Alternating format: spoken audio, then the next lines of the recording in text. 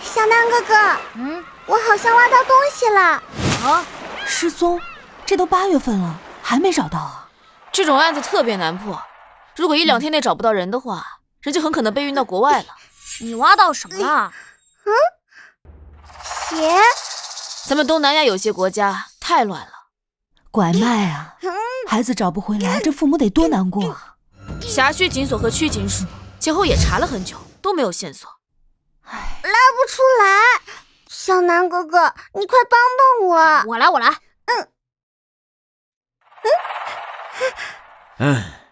小敏、小吴，炭烧好了，想吃什么？下面还有东西，是连着的。是什么呀？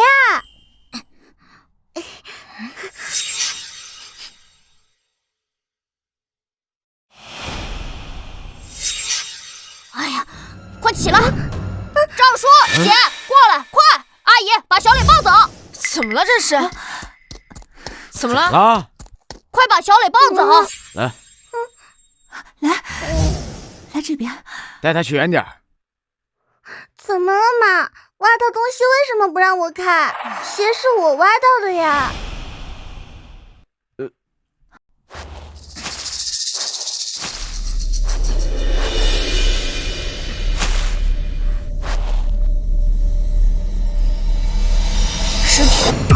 尸体？小南，这可不能开玩笑，你确定吗？我确定，我闻到了，且摸到了。小敏，你带着孩子打车先走。小南，你也别在这儿。姐，没事儿，你看我像害怕吗？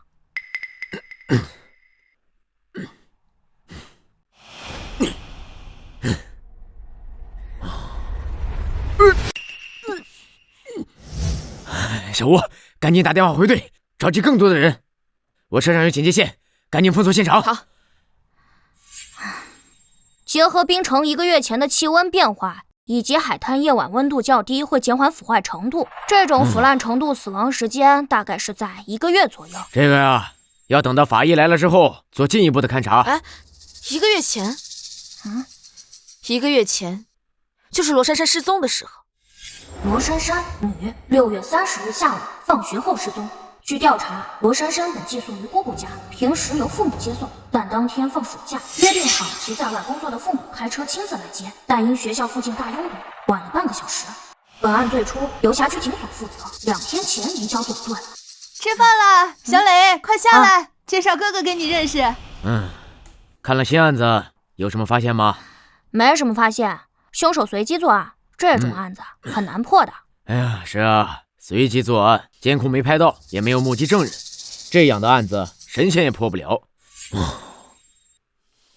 脸部已经无法识别了。鞋不一样，衣物虽然已经被污染严重，但看样式也不一样。我记得很清楚，罗珊珊失踪前穿的是白色运动鞋以及校服，而她穿的是裙子以及黑色小皮鞋。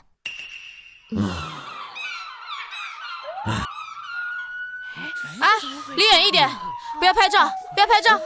喂，署长。对，是个女孩，人有点多。孙猛他们快到了，但需要更多警力来维持秩序。小南，你干什么呢？别跑，快住手！快住手！别动！快住手！小南，你敢！别碰！唉，小南，你干什么呢？你不怕得病啊你？怕呀，所以我戴了2层手套。喏，小南，你怎么能乱动呢？这怎么还有孩子啊？袋子里是什么？尸体吗？来这么多警察，这可能是个大案子。小南，你怎么能乱来呢？哎呀，我就碰一点点，确认一下想法。还犟，还确认想法，法医还没尸检呢，那又是你能懂的了。赶紧给我去洗手。小南，这部分就不是你能参与的了，你先去那边，等前期调查完成，我呢给你看答案，好吧？好吧。沙坑里发现的，应该是凶手留下的。有事记得叫我啊！嘿，把你能的，什么都敢碰。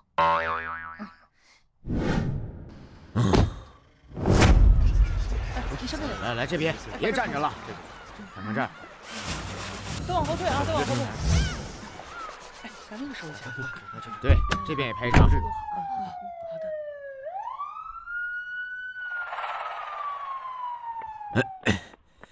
署长，情况怎么样？现在还无法确认被害人身份，凶手手段残忍，尸体已经腐烂到一定程度，难以通过面部拍照确认身份，需要详细尸检后与失踪数据库进行 DNA 比对。这么多人呢？这是个公共海滩，估计明天就会见报，瞒不住的。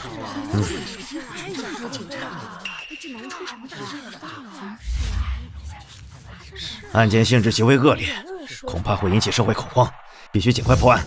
是，一定尽快完成任务。我已经通知了所有正在休假的一组警员，恐怕要成立专案组。好，专案组由你牵头，先查清死者身份吧。是。DNA 检验对比恐怕要几天时间，等确认死者身份之后，我们再去调查他的人际关系。我知道死者是谁了。你知道？你怎么知道？你以前认识他？以前不认识，但……署长好。你招数不上，你躲远点吧。你怎么还过来了？我知道死者是谁了。你知道是谁？法医还没鉴定呢。你知道？你会算命啊？这不是你该来的地儿。你刚刚乱动尸体这事儿，我还没找你算账呢。哎呀，姐，你最近工作太忙，肯定不知道我在干嘛。给，这是什么？被害人的素描画像，我刚画的。你画的？怎么画的？尸体都成那样了，你怎么辨认的？只需要确认几个点：顶骨、额骨、眉弓、颧骨、下颌骨等。依据其面部骨骼情况，尝试复原其像，并根据其衣服尺码大小确认其胖瘦，然后画出来的。你会画画？我怎么不知道啊？姐，我都说了，你最近工作太忙，哪里会知道我的课余爱好？而且，你们不觉得画上这个人很眼熟吗？7、8分相似吧？档案你们都看过的。这是罗珊珊。罗珊珊？就是她，咱们都看过档案。而且我觉得，之所以衣服不同，是因为……署长，来老赵，给我看看。小南是吧？杨伯伯好。我知道你，小年纪画得不错，不输所里的模拟画师。不过我并不想打击你，你毕竟年纪还小。伯伯，您直说。那我就有话直说了，这根本就不是模拟画像，而是更复杂的通过骨骼复原相貌。在法医这领域，往往需要借助3D 扫描技术，通过科学手段尝试复原，能够直接画出来并有几分相似的极少。而你只确认了一些骨骼点位。另外，人在不同年龄阶段，面部肌肉和脂肪分布均存在较大差异。例如中年存在鼻翼肥大、发腮等，婴幼儿则会有婴儿肥，青少年初期则会皮下脂肪较多，而脸型偏圆。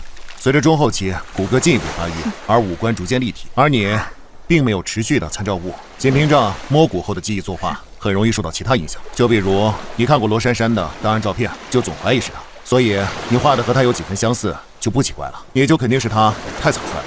杨伯伯，其实吧，署长，我刚刚对尸体进行了进一步观察，虽然腐烂程度不低，面部不能识别，但好在部分皮肤还算完整。我检查了被害人的双手、左手拇指以及右手拇指食指指纹，勉强完整。不过皮肤在腐烂状态下非常脆弱，接触式采集恐怕会很困难。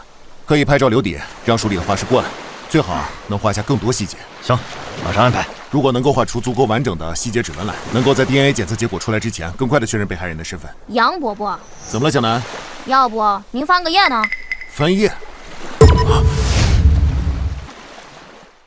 他右手拇指是保留最清晰的。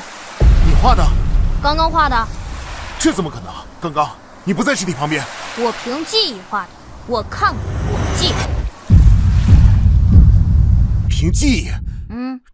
这不可能，这怎么可能？我是天才嘛，过目不忘的，没什么不可能。如果要是不信的话，可以去与尸体比对啊。对，是对的，画的真好。仅凭肉眼观察，差距微乎其微。署长，这可以用。我认为我复原的肖像也没问题，可直接做进一步确认。派人去罗珊珊家中，在她日常用品上采集指纹。从她的右手中指第2节存在细微凹痕来看，是长时间握笔留下来的痕迹。她的惯用手就是右手，我画的也是右手拇指，对应的应该会采集到很多，可以马上进行比对。老孙，来了。你带人跑一趟。还有，我认为罗珊珊之所以与失踪时衣服不同，很显然是被凶手换的。而她现在这套衣服的材质虽然已经污染严重，但我看得出来是以欧根纱、蕾丝、天鹅绒以及纯棉布料为材质，是在全球流行很多年的可爱风格羊群，包括鞋子是一套的。也就是说，凶手绑架了她后，将其精心打扮，而后再……我们遇到了一个该死的变态。会破案的。还有更可怕的。小南，你又发现什么了？这案子可能更棘手，我希望我猜的对，又希望我猜的是错的。先不说，等杨伯伯做完初步的尸检报告，我需要进一步确认。行，都抓紧吧。好，是。来，都过来。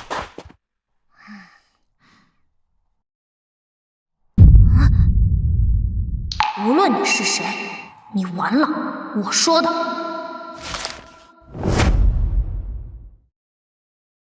虽然 DNA 的结果还需要几天才能出来，但是根据复原的画像和指纹的比对，基本上可以确认受害人就是630案失踪的罗珊珊。目前除了扩大失踪区域的排查范围，寻找目击证人，还有监控线索，我们还要老赵，我急着要，老杨给了我初步的尸检报告，详细的还有5天。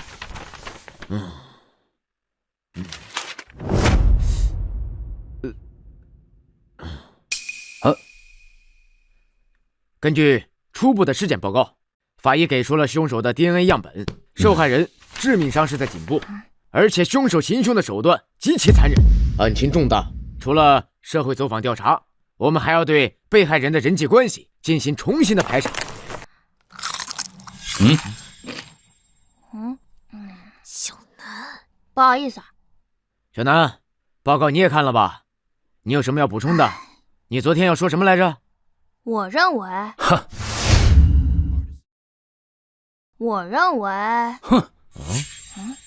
赵队，咱们这儿开会呢，闲杂人等是不是应该先出去啊？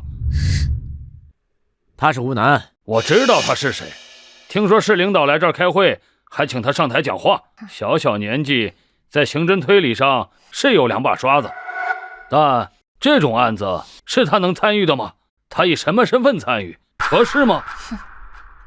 这个案子呀，尸体率先还真是吴楠先发现的，而且他的意见总会给我们很大的帮助，署长是认可的。少拿署长来压我！当年我跟署长冲在一线的时候，你还在警校啃书呢。市长也是认可的。魏庆年，小鬼，我这个年纪，名字是你能直接。生于1970年9月13日，毕业于曼河国立警察训练学校。91年参加的工作，历任槟城来县巡警、槟城花园路警所警员、南区警署刑侦队刑警。05年曾前往皇家警察卫官学院进修，后历任区警署刑侦队副队长、区警署刑侦队队长，现任三龙警所所长。你还调查过我？并非调查，经历过之前的几案，我知道我总会因为我的年龄而引发指责与排斥。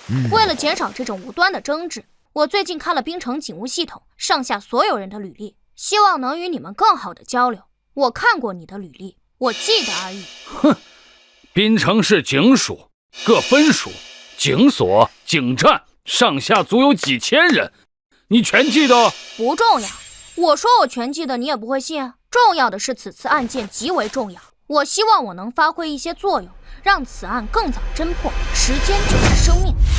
我听说过，你很会推理，但本案刚刚案发，还需要……看来魏所长并不相信我的能力了。哼，小小年纪，你刚离婚，且与女儿关系不好，你急于缓和关系，对吧？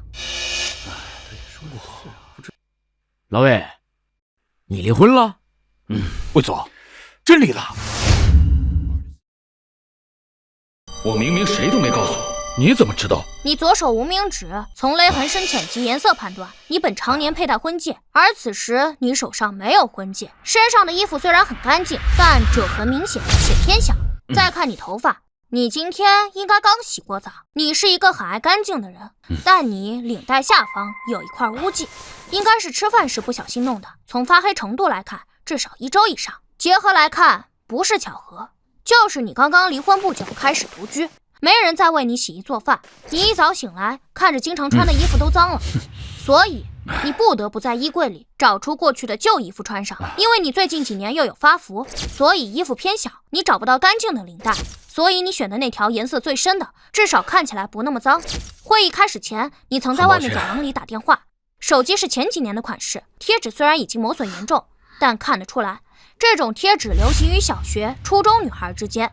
这说明你还有个女儿，而且你很爱她。会议开始没多久，你就变得开始焦虑，有明显烟瘾发作行为。但当有人向你递烟时，你拒绝了，你在戒烟。可你刚刚经历过离婚，且办案压力巨大，这种情况下，没人能强迫你戒烟。你本该烟瘾更重，而看你气色也不是身体出了问题，所以你是主动为了谁在戒烟。这个人在你的生命里分量极重，你想讨好他。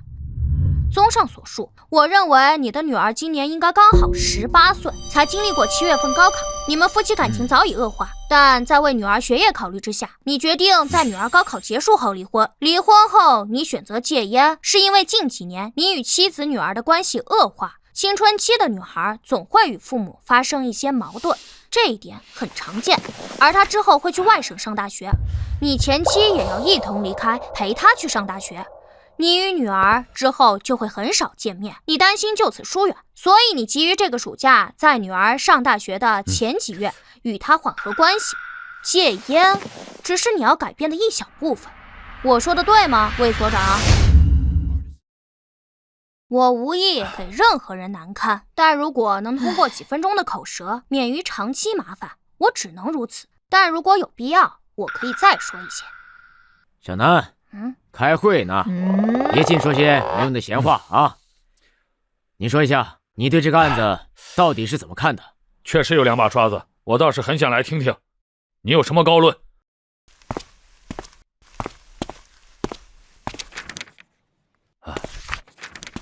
有2点，但很重要。第一，我认为凶手并不是第一次作案，他很可能是连环案的凶手。第二，我认为凶手可能会在近期再次作案。这种恶性案件都是要上新闻的。据我所知，近些年从来没发生过这种恶性案件，连环案再次作案。小朋友，你不要信口开河。小南，你是依据什么做出这样的判断？首先，凶手给被害人换了衣服，将其精心打扮。其次，据尸检报告看得出来，被害人致命伤在脖颈、颈骨仅遭受1次斩击，这说明凶手并非是在慌乱之下采取捅刺、勒颈或闷死等方式杀害被害人，他非常干脆。再者，尸体发现于常有人去的浅湾海滩，而且还拿到了凶手的 DNA 生物样本。在被害人失踪距离1个多月，凶手完全有时间毁尸灭迹，埋尸荒山或者焚尸，可他偏偏随意埋尸。还有，据校门监控，被害人是因没等到父母，自行离开校门监控范围，而其父母是因堵车迟到，是偶发事件。我虽然还要对他的人际关系进行排查，但就我个人而言，我认为本案绝大概率依旧是随机作案。结合以上，凶手随机作案，手段冷酷狠毒，并不是第一次，且并不在意尸体与自身 DNA 被发现。从犯罪心理学角度，或站在犯罪者的角度来讲，他符合一个变态连环案凶手的特征。他很可能过去就做过此类案件，曾随意抛尸，曾被警方拿到 DNA 生物样本，但从未被抓到过。做下连环案后人间蒸发，直至今年他再次开始作案，依旧是随意处置尸体。我甚至觉得他是在挑衅警方，没被抓过，他无所顾忌。综上所述，我有2点建议。第一，将凶手的 DNA 生物样本连夜送去省府进行比对。冰城的 DNA 测序3天才出结果，而省府设备更先进，1天之内就能出结果。如果顺利的话，明天下午应该就会拿到凶手的 DNA 比对，来确认这是不是同一凶手所为。第二，应通知各区警署、警所、警站，近期一旦再次发生失踪案，一定要第一时间上报。据罗珊珊失踪已经超过1个多月，凶手极有可能会再次作案。我刚刚说了，时间就是生命，是潜在被害人的命。我带样本去省府，走高速的话5个小时就能到。稍等一下，小朋友，你为了让你的推理听起来没有漏洞，你在特意回避酒精问题。尸检报告写得很清楚，你故意回避。尸体里发现有酒精成分，应是被凶手灌酒。凶手可能饮酒，他或许本不是好人，酒精放大了他心中的恶念，所以他残忍、变态，做出各种非理性行为，这也是一种可能，对吧？你为何对此提都不提？懒得说而已。我并不想把大家的时间浪费在开会与辩论上，我的目的只想说服赵叔加快做 DNA 比对，以及防止潜在被害人再次遇害。我之前说的那些已经够用了。懒得说，还是说不明白？不过你非要问，那我也可以教你。教我？你觉得凶手为何要再次作案？再次作案是基于你的推理，那就基于我的推理。假设他是连环案的凶手，那他为什么要再次作案？因为生活变故。如今新闻媒体如此发达，近些年从未听说过有这种恶性连环案，那就是很早以前的连环案。凶手沉寂多年再次作案，极有可能生活发生巨大变故，生活不顺，走极端。他不仅喝酒，酗酒也很正常。我并不是在回避酒精问题，其甚至能让我的推理更加完整。我还有很多细节没说，比如学校与浅湾海滩的距离、海滩附近道路监控分布情况，以及放学时学校人多眼杂等等，我都可以做出相应的判断。我不说是因为我不想浪费时间，凶手是否是连环案的凶手，本就不需要做复杂论证，等 DNA 对比结果出来，自然会知道。我再重申一遍，时间就是生命，是潜在被害人的命。老孙，我这就是。小吴，你带人继续排查监控。好。老魏，你继续寻找目击证人。我派别的辖区的警力到你的辖区，由你统一的指挥。交给我。小陈，到。你跟我去署长那儿汇报工作。是。那就先暂时散会，明天会有专案组大会，到时候各部门我们统一的去整理具体的情况。根据学校及附近的监控，因为放暑假，大量的学生家长来接，在案发后的1个小时之内，共有1375辆车经过，男车主890人，女车主485人，其中包括非本车主驾驶的车辆，需细查监控，一一比对。这个工作量还是蛮大的。小赵，这个案子现在社会影响非常坏，我知道案件极其复杂，我不会要求你们限期破案，但你觉得你们还需要多久？这1个月。市长，像这种案子，伯伯，凶手随机作案，在新线索出现前，没人能证明破案时间，而如果始终查不到有效线索，甚至可能成为悬案。你小子戴着耳机，耳朵还这么灵啊？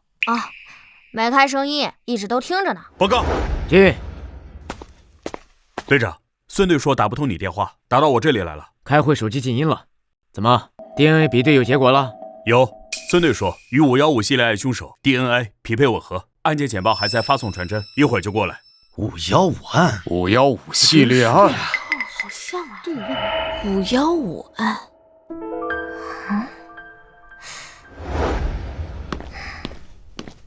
京城515系列案。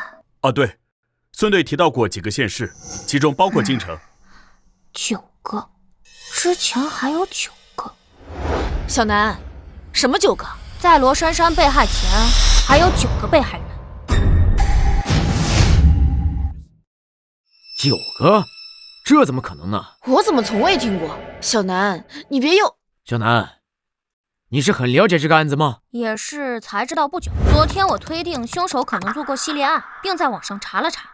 系列大案哪怕很久远，但也总有些新闻。这些案子你们没听说过也很正常，因为它最早发生于21年前，也就是2004年。04年8月25日，京城市郊荒地发现一具残尸，死者名为苏婉娜。05年8月16日，京城市京浪县环卫工在清晨的垃圾桶里发现一具残尸。05年7月9日，京城北郊新村一河旁，钓鱼者在钓鱼中发现一具高度腐烂的尸体。还有05年7月30日、9月2日、06年3月19日、8月7日、07年4月3日。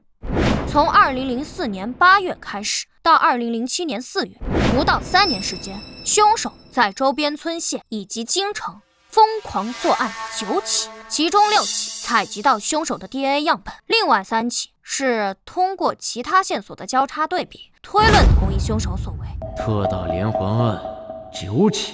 在2005年5月15日，皇家警察总署将9起案件并案处理，重新组成专案组挂牌督办。因为案情极为复杂，凶手始终逍遥法外，案件详情无法对外公开，遵循侦办保密原则。此系列案并未以任何一起案发时间命名，而是以新专案组成立时间命名，即515京城特大连环残害杀人案。为侦破此案，当时京城警方以及515专案组先后排查近万名嫌疑人，对比指纹超过3万份，却一无所获。且皇家警察总署在08年还曾对全社会公开悬赏100万来征集线索，时至今日，这个悬赏依旧有效。你说的是血衣案、血魔案？都对，您2位当时都是刑警，应该耳闻过。在2005年，刘源尸体被发现时，身上裹着一件拉链损坏的男性外套，因为被血染红，还上了当时的地方报纸，所以被民间称为血衣案。血魔案的称呼则是来自网络。昨天上午，我还上网发现，时至今日，依旧有一群推理爱好者在网络社区里讨论此案。新世纪以来，伴随着公共监控的普及以及刑侦技术的发展，此系列恶性连环案已极少发生，而这个案子始终不破。他们也称血衣案为新世纪10大悬案之一。世纪悬案，凶手再次作案。报告，队长，传真。队长，打不通你电话。怎么了？银湖警所上报，银湖公园丢了一个女孩。什么？什么时候丢的？2个小时前，银湖警所接到报警，第一时间去找，但是没找到，就上报了过来。2小时前，虽然我无法确定究竟是拐卖、绑架、连环案凶手所为，但哪怕是后者，按照他的作案习惯，人现在应该还没受到伤害，还有机会。好了，会议暂时结束。赵成龙，你现在带人去办，务必给我找到这个女孩。是。小李、小韩、小陈，跟我走。是。哎，赵叔，我也去。不行，好好待着。那把周边监控发我，我用孙叔的电脑。走了。警官，我就去小摊上买东西，就这一转头的功夫，他前面还在那喂鸽子呢。等我回来，人就不见了。别着急，别着急，我们会全力以赴的找。警官，一定要帮我找到我孙女儿啊！赵队，这是失踪者的信息，还有照片，我手机发给你。好，各部门注意，现在马上根据资料，一会儿发到你们手机上去找人。好，您先休息一下啊。你好，先生，请问你见过这个女孩没有？没有。没有吗？好，谢谢。你好，您见过这个女孩没有？没有。您见过这个女孩没有？没有。见过这个女孩吗？没有。没见过。没有。没有。马索怎么样了？之前已经找了2个多小时，这算时间，恐怕……喂，小李。队长，我刚从交通署出来，公园周边监控都拿到了。好，你马上带人抓紧时间看。哦，对了，给小南也发一份，他在老孙办公室。好的，明白。赵队，这个案子通过监控找到线索很难的，就得趁着刚刚案发，公园里游人也多，记忆还未消退，或许能找到目击证人。这个公园啊，一共3个出入口，除了正南大门外，还有东北角的停车场入口，以及西侧靠南的小门，这3个出入口都有监控。另外呢，四周外面十字路口有交通监控，内部除了停车场，还有分布了20多个监控。监控不算少，但这公园太大，且是开放式公园，而且它四周没有围栏，而是通过树林、树墙做遮挡。想要进出公园，并非一定要走门。在赵队你们过来前，我已经带人走了一遍。共发现7条小路，而且草地都被踩平了。我还特意拍了照片，你看一下，全部都是附近居民踩的。也就是说，如果是有人带走了潘静，是能完全避开监控，离开公园的。对，而且很容易。公园监控你们都看了？我看了，没有任何发现。赵队，小吕的能力你是知道的，连他都不能在监控里边有所发现。不过按照正常流程，总队这边也会重新审一遍所有监控。那是自然。对了，赵队，有件事不知道当不当问。你说，这起案子不知道你觉得和2天前的浅湾海滩的案子有关吗？难说，有可能他就是绑架拐卖，也有可能就是同一人所为。尤其是嫌疑人选择在这里动手，没有在监控中留下线索，说明他对这里监控的时间非常熟悉。浅湾海滩那个案子，被害人失踪的时候，凶手就是避开了所有监控。哦，对了，小吴，把公园内部监控给你弟也发一份，有用没用给他找点事干，不然他又该闹着来一线了。行。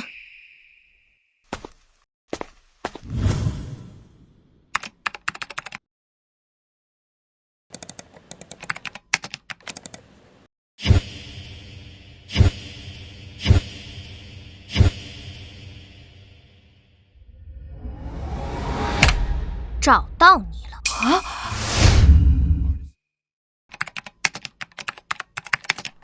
曼 A59，这就对了。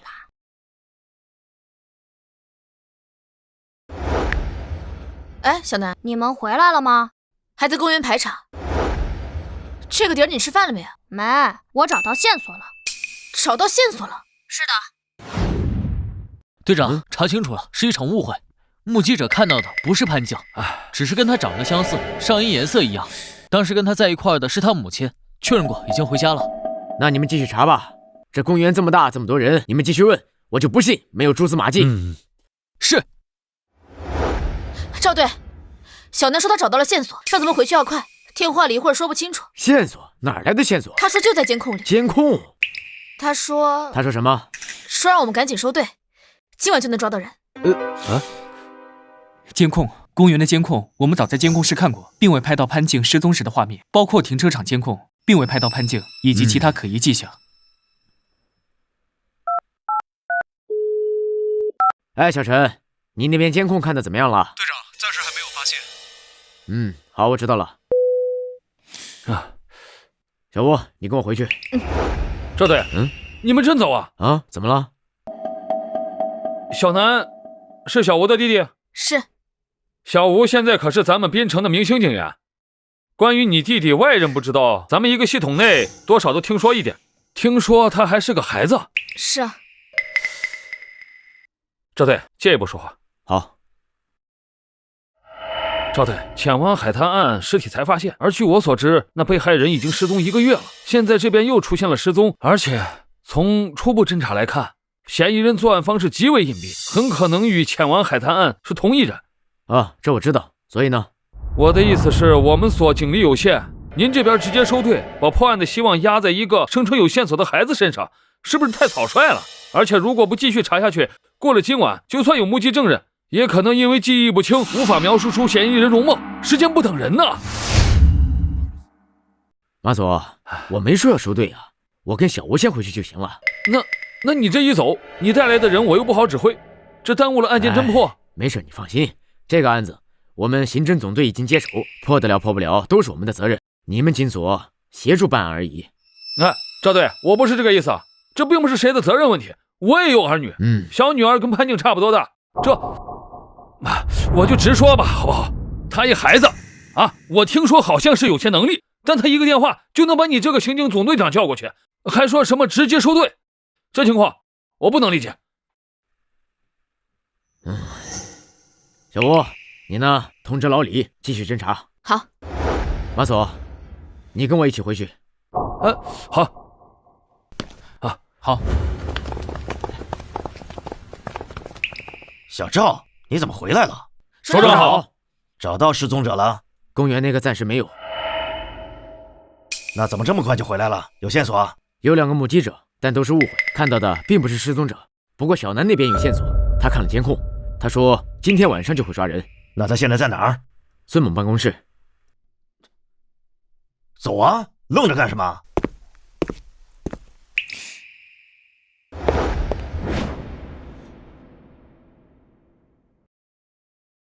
兰姐，到时候你就……小南啊，你一个电话就把我们给折腾回来了，还让我们快点收队。今天晚上你要抓不到人，我可要惩罚你了啊！我这年龄，你能罚我什么？罚你10套暑假作业。好吧，我接了。那如果今晚能抓到，能不能不写暑假作业？好简单，好无聊啊！这事儿我说了可不算，你得问你们学校老师去。那我要去抓捕现场。不行。小南，你新电脑买了吗？是不是还没买？今天晚上你抓到人，我自己掏钱给你买。啊，我破案又不是为了钱。好了，说案子。你这是干什么？剪辑啊，拉监控多麻烦。这么多人啊，去会议室吧。时间紧急，我闲话少说。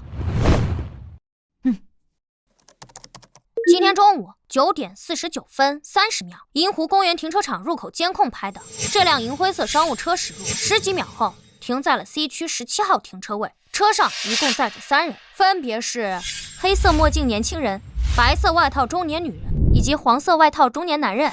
这3人下车后交流了什么？边走边说。9点53分，他们出现在了公园靠近停车场花坛监控下。3人曾在花坛长椅坐下闲聊，而后一起向南走，走出了这个监控，很快出现在公园北侧。公厕外监控中只是路过，而后又出现在了银湖北岸的监控中。能不能打断一下？啊，这是我们所的小吕泰，他可是我们所的明星警员。去年那个酒吧杀人案就是他主导破的案，24小时缉凶。我看好他，将来能成为咱们边城最年轻的副所长。署长，您应该也记得他吧？去年您还亲自给他表彰过呢。我们这个呢，也算是案情分析会，有问题该提提。我就一个问题，为什么锁定这3个人？因为就是他们拐走了失踪者。小弟弟，话可不能乱说。公园监控我是第一时间去看的，看的还比你更多。类似于这3个人，比比皆是。你凭什么锁定他？我先纠正你2个错误。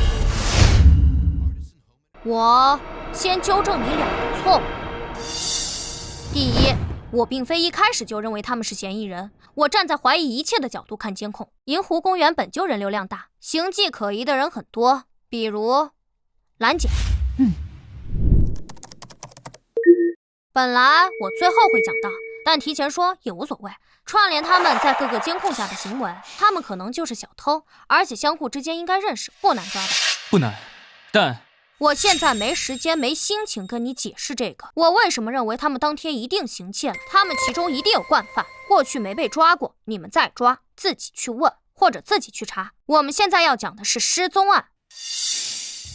第二，你刚刚自称监控比我看得多，你是错的。你肯定没我看得多，当然你也可以选择不信，你可以提问，但我并不是在向你汇报。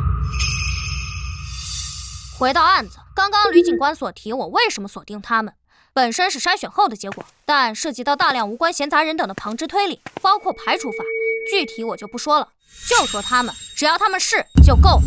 上午10点20分左右，他们出现在公园的游乐场附近，多个监控全都拍摄到了他们，并停留闲聊。10点47分左右，他们离开了公园游乐场，之后很长一段时间都没有出现在任何地方。11点07分，位于鸽子广场西北角的监控拍到，他们就是在这里分开的，是年轻人先离开，向西走，离开了监控，之后是白衣女、黄衣男一起向广场里面走。注意这个画面，他们在离开时都先后偷看了监控。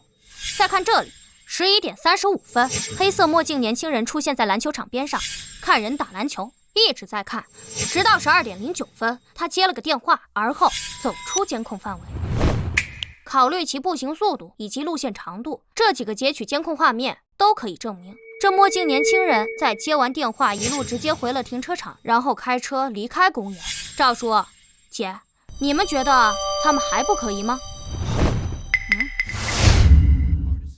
按你刚刚说的内容来看，这3个人是早上9点多到达公园，到中午12点多，年轻人独自开车离开。但是他这一个上午，他们都只是在公园里闲逛，没有目的，而且还注意着监控。如果从案情分析和怀疑的态度来讲，很有可能只是小偷而已。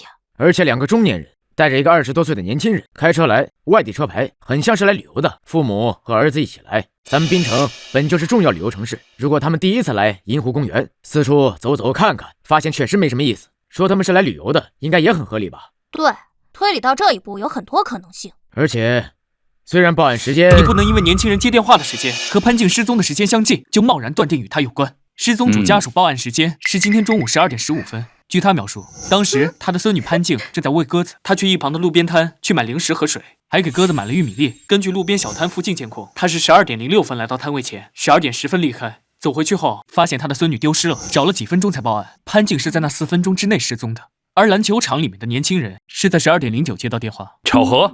连巧合都不算，因为事发是中午，是吃午饭的时间。银湖公园里虽然有一些小摊儿，但都是小吃，想要正经吃午饭，还是得去外面。潘静失踪的时间点上，有太多人接打电话以及离开。如果以在公园闲逛一上午，中午接打电话后离开为标准去找寻线索，那这种线索我可以找出上百，甚至更多。另外，停车场入口，包括停车场内，监控都是无死角的。年轻人离开时，潘静不可能在车上，根本没有办法送到车里。你倒是帮我解释了部分我想说的内容，说完了吗？你目前的一切推理，哦不，都甚至算不上推理，没有任何逻辑可言，只是他们行迹稍微可疑。他们与潘静的失踪到现在都没有直接的联系。你说完了，可以坐下，我继续讲。小朋友，你这是在耽误所有人的时间。这位吕警官，11点的时候，嫌疑人就出现在鸽子广场的监控下，他们与失踪者出现在过同一监控下，你怎么就说二者没有关系呢？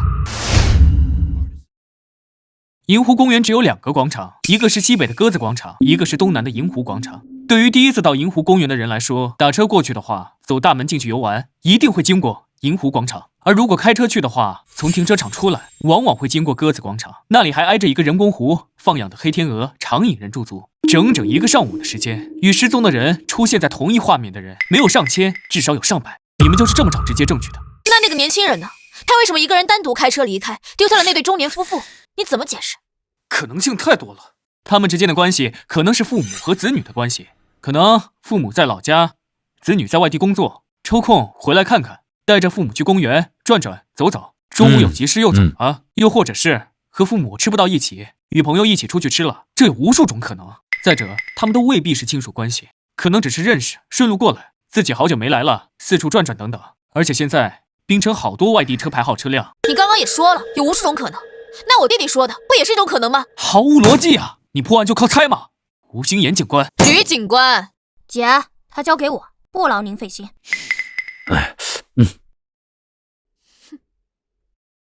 我继续讲。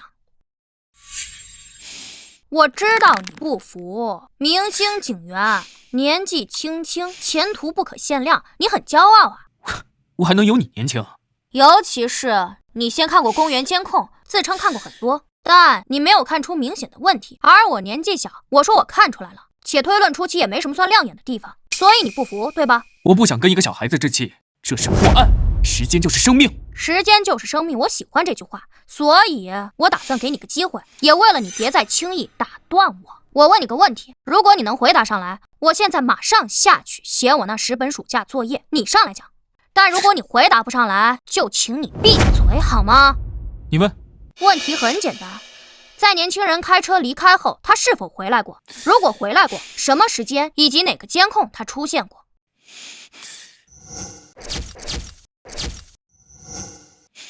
还有，年轻人离开后，那对中年男女，他们又在什么时间、什么地点，在哪个监控下出现过？是否离开过公园？又是怎么离开的？来啊，回答我！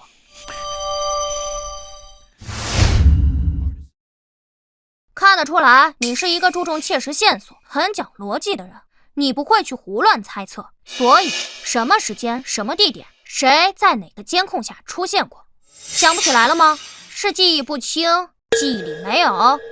不确定？我不记得。那就闭嘴，别再轻易打断我。你记得？当然。就算你记得，我是中午12点半看的监控，距离现在已经过了好几个小时。你是下午刚刚看过，还无端的把这3个人直接定为嫌疑人，甚至特意把他们的画面剪出来了。你当然会记得，这算什么本事啊？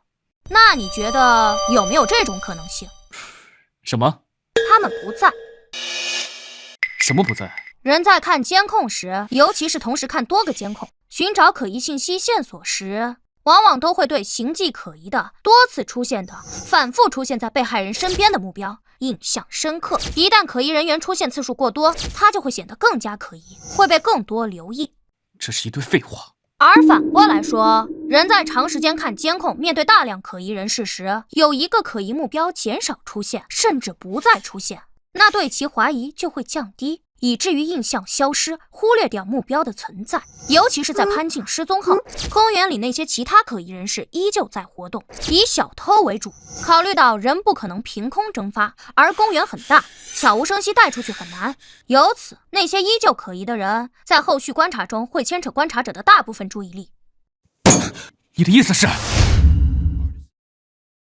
首先可以确定，你虽然有一定的观察能力，记忆力也不错，但看监控没有我细致。其次，你说你不记得，那是因为你是一个很讲逻辑的人，你很较真，你确实回忆不起来，你并没有为了赌气而去胡乱猜测，这一点我很欣赏你。所以我可以告诉你，你不是不记得，而是你忽略了，因为他们不存在了。他们不存在了。从今天中午12点09分，年轻人接电话，马上开车离开公园后开始算起，我可以100%确定，公园里的所有监控再也没有拍到过这3个人。监控没有拍到过年轻人开车回来，也没有拍到白衣女是怎么离开公园的。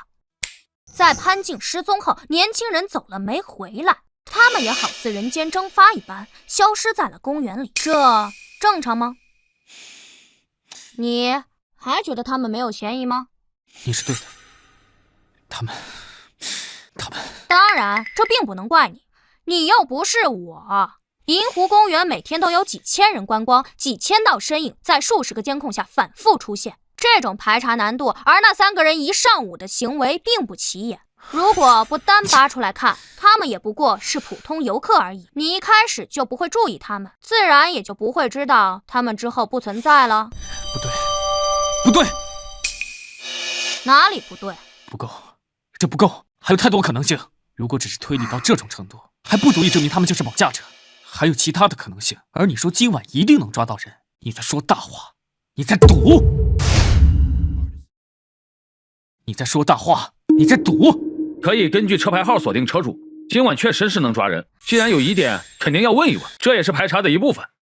不过，可能抓错人。首先，3人行踪最大的疑点是中年男女的之后的踪迹，因为根据监控显示，他们进入公园后走走停停，观察感很重。如果他们是游客，第一次来这个公园，那么中年男女之后的消失就极不合理。他们对公园不熟，一上午总是暴露在各种监控下，之后怎么可能刚好避开所有监控离开公园？哪怕没离开继续观光，也应该频繁出现在其他监控下才对，怎么会消失？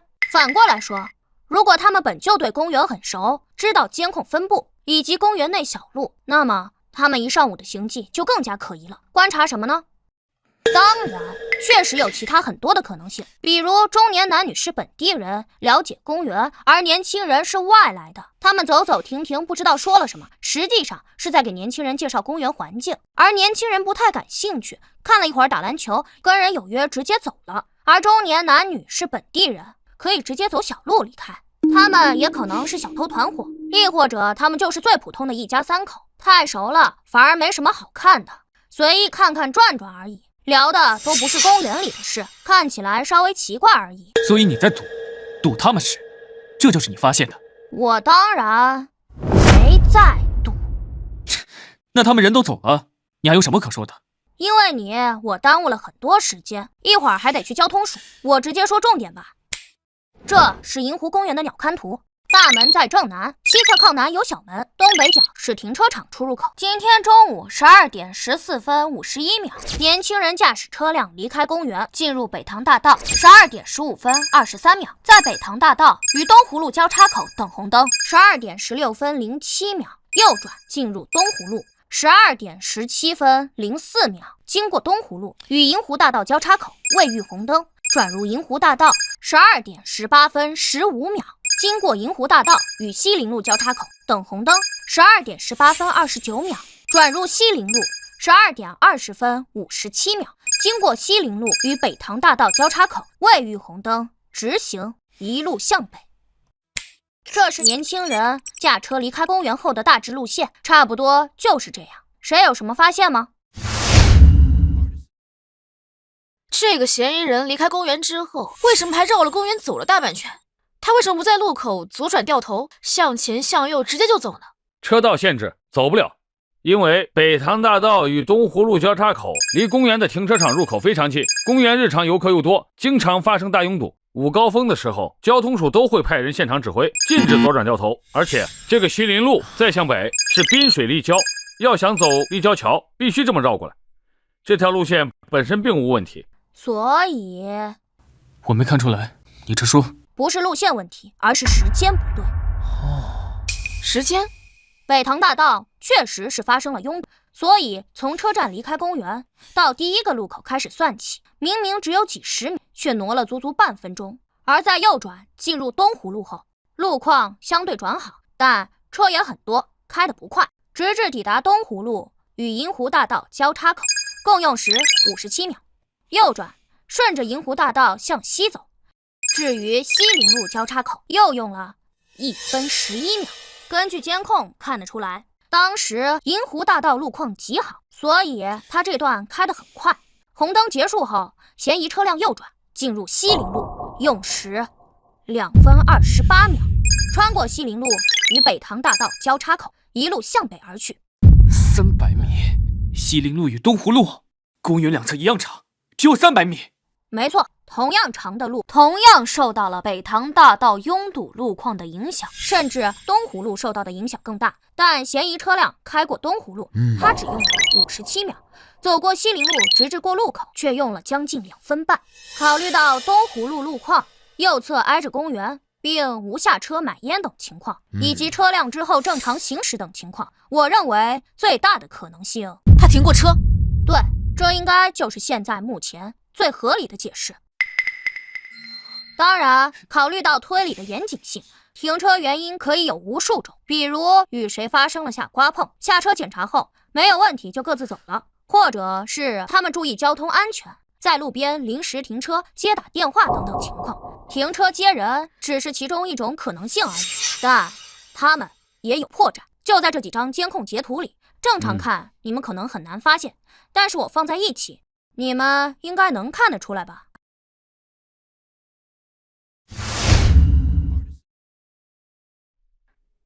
第4张，挡风下面有白色的东西。那是什么？啊？交通监控本来存储量就非常大，清晰度有限，如果放大看的话，很难看得清楚是什么东西。是衣服。衣服？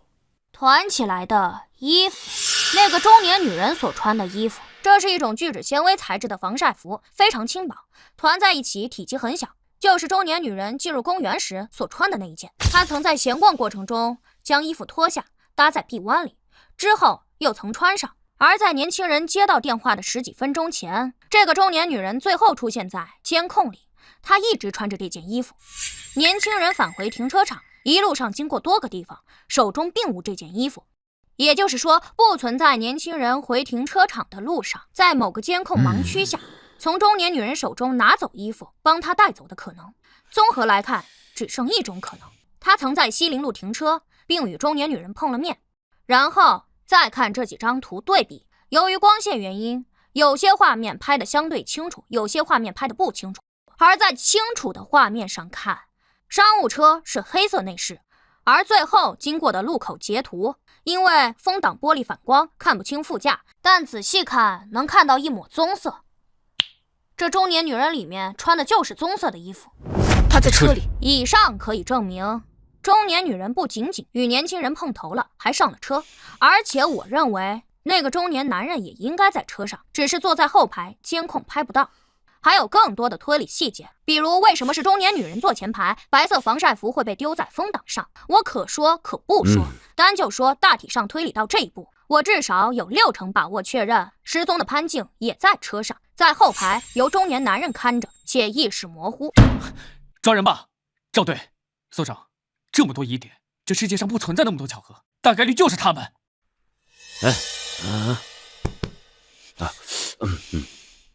小南啊，我不是挑你刺啊，但是就你目前的发现，实际上……赵叔，你有话直说。不怎么像你啊？哪里不像了？推理哪有问题？推理是没什么问题，观察力与信息处理能力匪夷所思，是你的风格。但是你向来都是很有严谨性的。就比如说当初的713案，即使你已经把犯罪嫌疑人压缩到了极小的范围，甚至是2选1的程度，你也提出了用水量的问题。确认之后，我们才进行了抓捕。还有之前的1213案，哪怕你再来警署第1天，就大概锁定了嫌疑人，却还是让孙猛带人做了3天的补充侦查，排除了其他一切可能与巧合。但今天的这个推论虽然听起来是那么回事，但是它只是纯推论，别说没有直接证据，就连佐证都没有。而你之前说今天晚上就能抓人，你既然那么自信，但给出的全都是纯推论，你说这像你吗？推理够用就行呗，我可是反复看了所有的监控，除非真正的绑架者全程都没在监控下暴露过，不然就是他们，其他人我都排除了。而因为潘静在失踪前绝大多数时间都是在监控里，绑架者想要注意到他，跟着他伺机行凶，不可能从未出现过任何监控，因此这个除非并不成立，就是他们。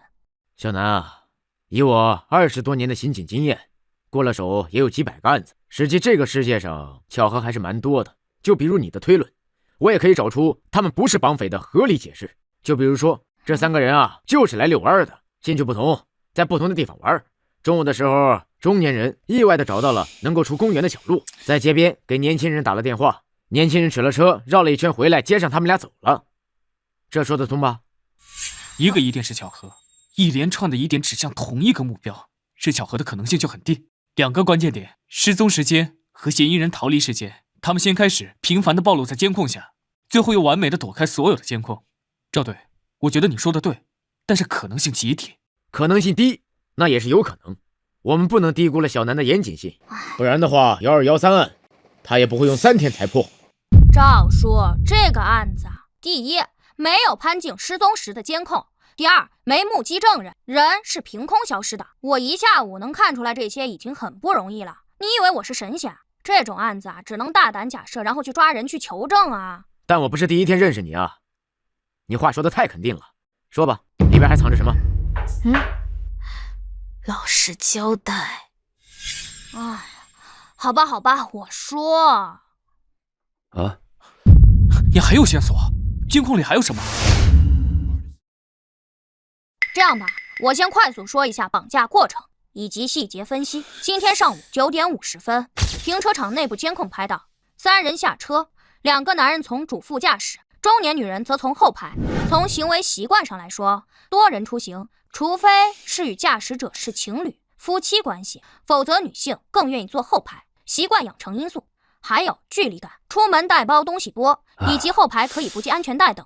当然，他们也可能是随便坐的。离开停车场后，3人四处闲逛，寻找作案目标，先后去了公厕外以及游乐场附近，这2个地方都很可能遇到合适的目标。前者有因性别分开上厕所，在外面等的情况，后者则是小孩子在乱跑玩闹，家长坐在长椅上闲聊的情况。上午11点07分，位于鸽子广场中心监控拍摄的3人停留徘徊，不知道说了什么，而后年轻人离开，中年女则走向监控死角。而我认为他们应该找到了下手目标，但未必就是失踪者。根据同一时间鸽子广场中心监控拍的，适合下手的目标的不止潘静一人，因为追鸽子喂鸽子会与家长分开，就有可能脱离监控范围，而有的家长则会3、3、2、2聚在一起闲聊，一时疏忽照顾。11点40分左右，路灯监控拍到潘静坐在长椅上吃完了冰淇淋，而后也要闹着喂鸽子。李淑芳带着他去了路边摊，买了玉米粒。11点45分，他在喂鸽子。12点06分左右，位于鸽子广场中心监控拍到他手上只剩下一小包玉米粒，开袋时还撒了一地，差点哭出来。奶奶心疼他，又去给他买了玉米粒以及水与吃的。在李淑芳走开后，潘静捡起了地上半袋玉米粒，又要追着喂鸽子。而有的鸽子飞到很远的地方，可他想全部都喂到，便追着个别鸽子跑出了监控范围，这反而惊走了鸽子。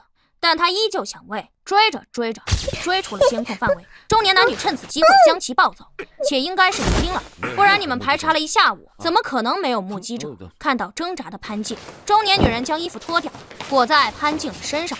考虑到潘静年龄与身形，她应该在60斤左右，女性很难长时间抱她，且应该是中年男性抱着她，裹着白色外套，这使得下午排查的衣服不一样，很难找到目击证人。中年男人抱着孩子不方便，应当是中年女人通知年轻人得手，而后两人带着失踪者避开了所有监控，走小路离开公园。12点20分前后，年轻人开车过来接应上车，中年男将潘静抱入车上，而后跟着上车，中年女因此上副驾，这就是他们与来时座位不同的原因。中年男将潘静放好后，将身上的白色外套还给了副驾的中年女。那中年女已经上车，也不好再穿上，便先随手丢到了风挡前，所以会被拍摄到。以上便是我认为这3人绑架失踪者的大致过程。考虑到他们明明对公园很熟，却只在公厕外、鸽子广场以及公园的游乐园等附近转悠，考虑其失踪时间以及离开时间，以及人不可能凭空蒸发等情况，我说6成把握只是保守估计。赵叔，我这还不能说服你吗？底是什么？底牌线索、佐证，还是直接证据？哎，这也不算直接证据，但不可能又那么巧，天底下没有这种巧合。那是什么？套牌车，车牌照是假的，一切都是有计划、有预谋的，提前准备，分工明确。这很可能是一个专业的拐卖团伙，且并不是第一次作案。我们遇到拐卖大案。好，好小子，我就知道你。署长，可以行动了，但我们要去趟交通署，把嫌疑车辆最后消失的地方给确认清楚。啊，行动。是。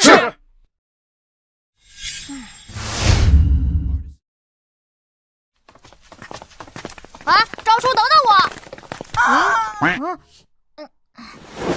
我聪明绝顶的天才弟弟啊，能不能告诉你姐姐，你怎么知道嫌疑人的车辆是套牌车的呀？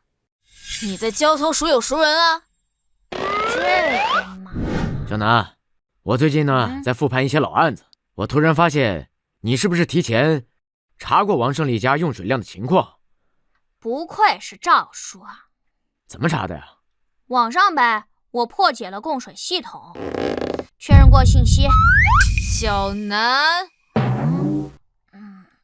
这个嘛，我自己有我自己的办法。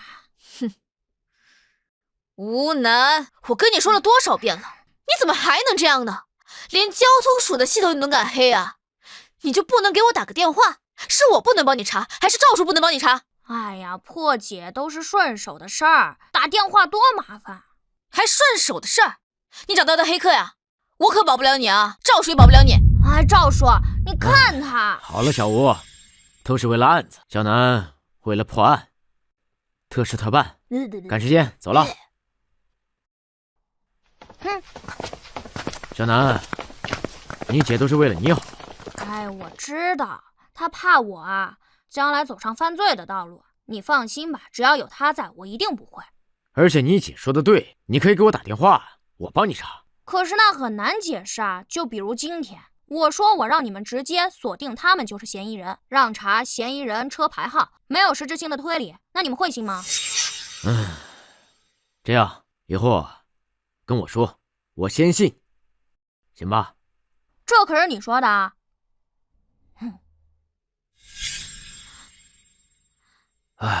这小子是有些本事，但还算不上天才。要是我拿到交通监控的话，与公园监控二者相结合，我应该也能看出来。尤其是嫌疑车辆在走西陵路时破绽太大，正好与失踪时间相契合，以此为切入点，进行逆推，初步锁定嫌疑人，大胆观察，抓住细节，得出结论。他说过自己是反复看监控，应该就是这么推出来的。对，应该就是这样。哈哈，小吕啊，他还是个孩子，又没系统学过刑侦，当然不可能跟你比了。他才破过几个案子，这2年咱们银湖所的超高破案率可是都靠你啊！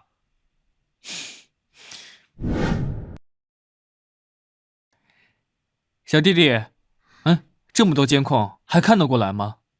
还是退一边去吧，让我来看。你别年纪不大，再把眼睛看花了，戴了镜子啊！管好你自己。行，那咱赌点啥？赌什么？赌咱俩谁先在监控里找到犯罪车辆的最后位置。如果我先找到的话，把你姐电话给我。哼，我姐可是武将，你就不信被她打死啊？来不来吧？我是不会用我姐的私人信息跟任何人打赌的。不过因为我不会输，所以无所谓了。年纪不大，口气不小。我赢了怎么说？你随意，也不为难你，叫我哥就行。以后啊，只能用哥来称呼我，叫小弟弟怪怪的。可以啊，你又不会赢。赵队，准备好了。好，小南可以开始了。收到。开始。2倍速，4倍速，8倍速，16倍，32。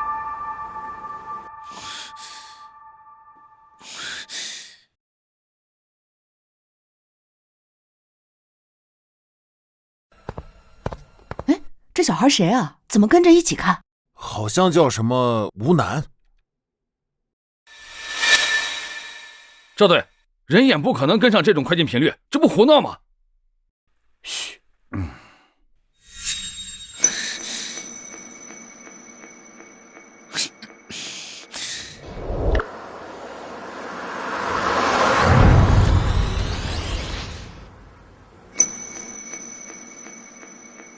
不可能，他还看得清。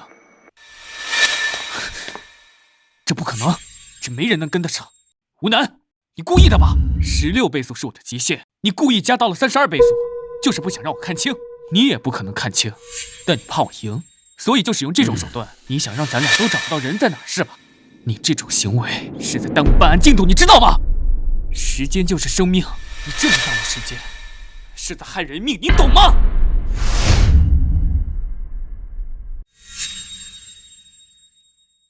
怎么不说话了？是被揭穿了？吴楠，好大的帽子啊！能不能闭嘴？看不出来就在旁边等结果。赵队，你不管吗？赵队，让他站着大屏幕再装模作样的看下去，没有任何意义，浪费所有人时间。哎呀，可惜交通卫士系统在我国还没有普及，只有首都和巴雅勒几个重点城市才有，不然监控更清晰，能直接实时锁定车牌追踪，不用人力来排查。这样，赵队，我看要调更多人过来，把监控时间调回嫌疑车辆离开公园时，咱们更多人重新看，无论他怎么绕，城市监控密度是足够大，一遍看不出来就2遍，哪怕花上几个小时，咱们今晚一定能锁定嫌疑车辆最后消失的地点，确认大概区域。这能看见吗？是啊。至于这个小子，前期功劳值得肯定，来这边也没浪费太多时间，就让他回去吧，不能让他再这么胡闹下去了。3分钟，我给你们答案。好，3分钟。哎，这不对吧？这监控时间都快下午3点了，嫌疑车辆是中午12点多出的公园，就算在外面兜圈，也不可能跑3个小时，那样反而会暴露。应该早就到达目的地了，所以你在装模作样的往后看什么？64倍速。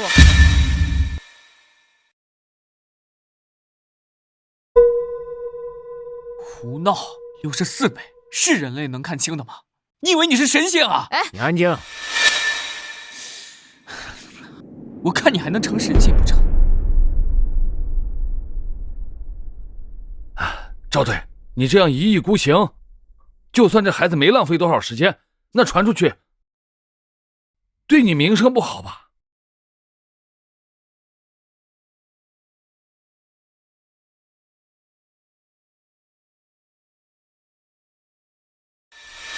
？10、9、8、7、6、5、4、3、2、1，时间到了，时间到了，弟弟，你还准备继续胡闹下去吗？可以停下了。你真以为你是神仙啊？要12点34分，西城高架出口监控；12点39分，湾南路与惠康路交叉口；12点49分，百乐汇广场监控；12点51分，雨花路与盛和大道交叉口。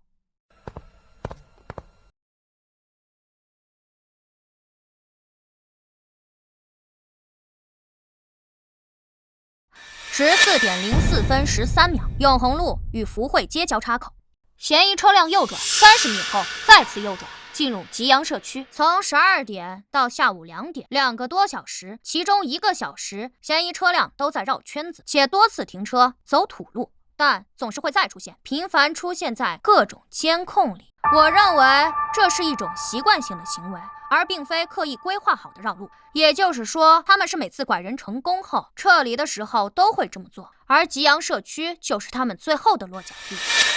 这不对吧？既然到下午2点，那你之后还装模作样看什么？不知道你是装聪明还是真蠢，我还能看什么？当然是看嫌疑车辆之后有没有离开过，亦或者是换车离开。可64倍速。嫌疑车辆最终消失位置，我是32倍速确认的。64倍速，一次跳1分钟，哪怕交通监控拍得再远，也很可能完全错过嫌疑车辆行驶过程。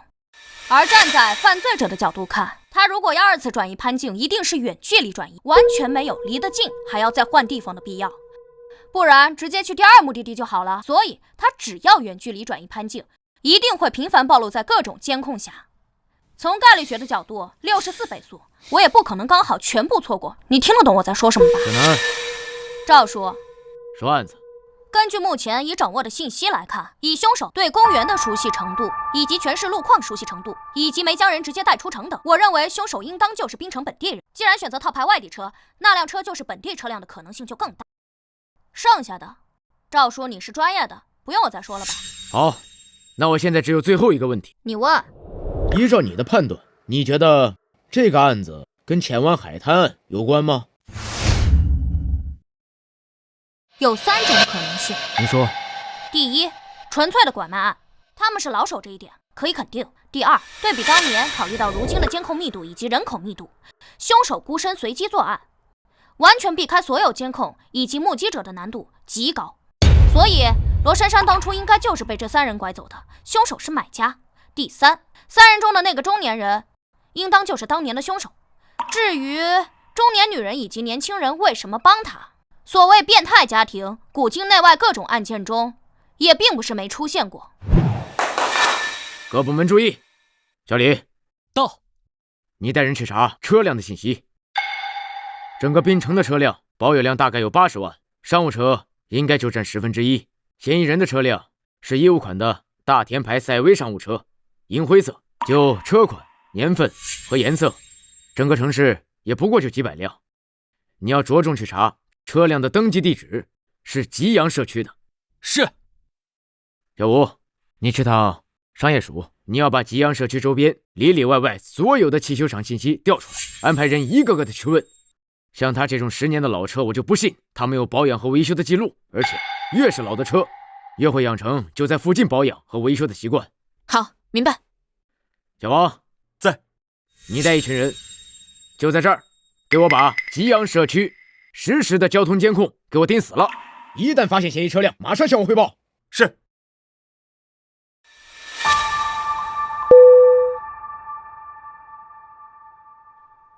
哎，老孙，下高速了吗？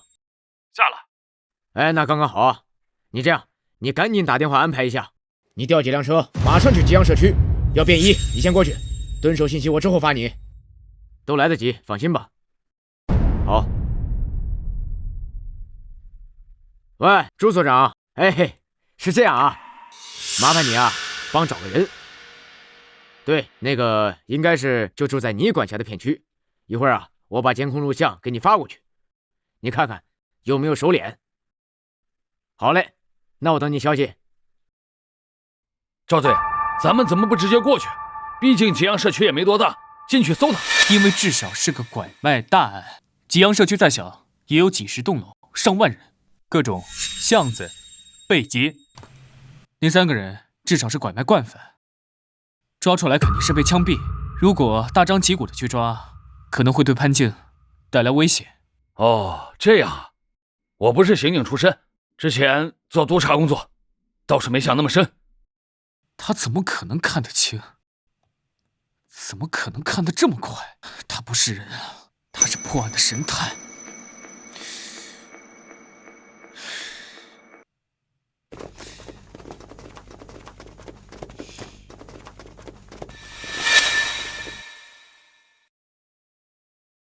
队长，查到了，相同品牌、年款、颜色的，登记在吉阳社区的有3辆，这是车主信息，都是中年男性。队长，永红路有家维修店传来信息，说他们上个月维修了一个车辆，和嫌疑人那个车型是一样的，因为是外地牌照，所以他印象很深。送车过来维修的是一个戴着口罩的年轻人，但是登记的车辆信息跟嫌疑人车辆不符，车牌号不对，我怀疑是套牌，跟这个月用的不一样。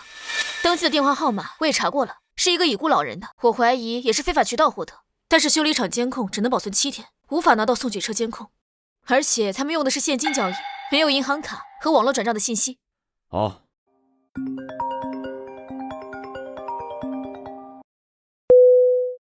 喂，朱所长。哦，是都没看出来吗？的确，监控录像还是不够清楚。行，那就这样吧，给您添麻烦了啊。那个，南哥，忙着呢。赵叔，这是3人的画像，虽然公园监控不清晰，但是足够全，各种光影角度下都有，一些细节还是能画出来的。我能确认至少7成像吧。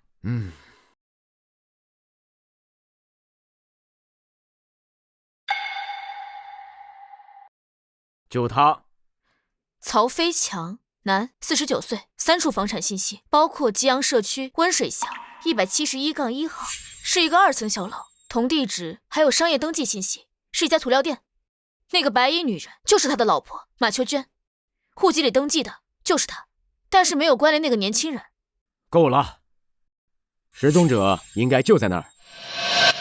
行动！是。还没回电话，咱们什么时候送过去？还没呢，急什么呀？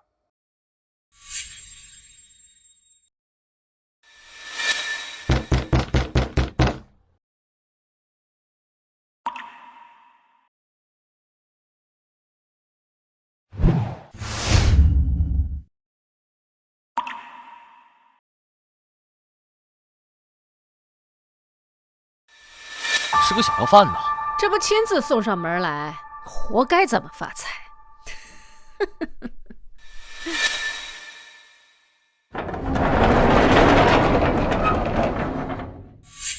赵叔，我也去。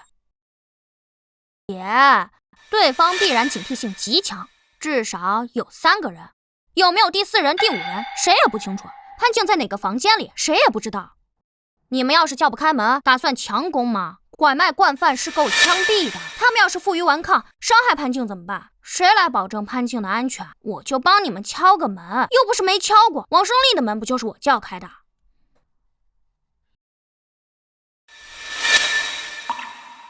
行行好，可怜可怜我。哟，挺可怜呀，就你一个人。我奶奶在垃圾箱那边翻找废品卖钱的。有大人呀。 3个人在门口，2楼没亮灯，应该是没人。特警队注意，准备从隔壁翻过去，尝试潜入对方的2楼。收到。行行好，我好饿。去一边要饭去。急什么？他一个人也挺可怜的。水，我想喝水。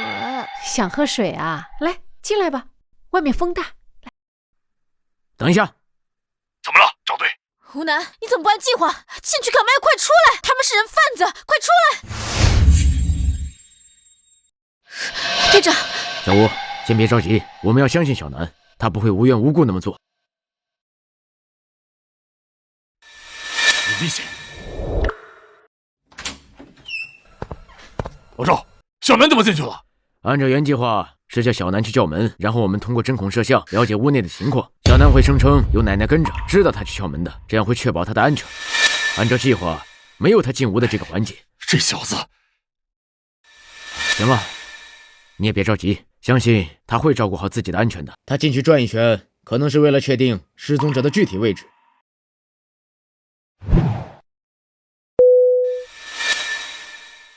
喂，住所。哦，确认了是吧？好，我知道了。队长怎么了？有话直说。是这样的，我联系了管辖的警署，给他们发了画像，他们认出了这3个人中的那个年轻人，而且根据系统的对比，熟练。故意伤害判了7年，去年刚出来。跟这俩夫妻是姑侄关系。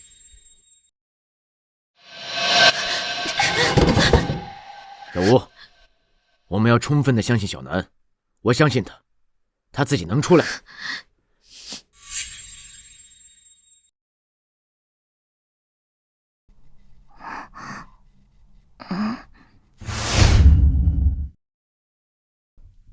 二姑，放他进来干嘛？外面有大人，咱不能动。是啊，媳妇儿，咱们本身就不干净，这孩子突然失踪了，就算他奶奶闹不清，警察到咱这儿一搜，那咱们麻烦可就大了。行了，你们俩懂个屁呀！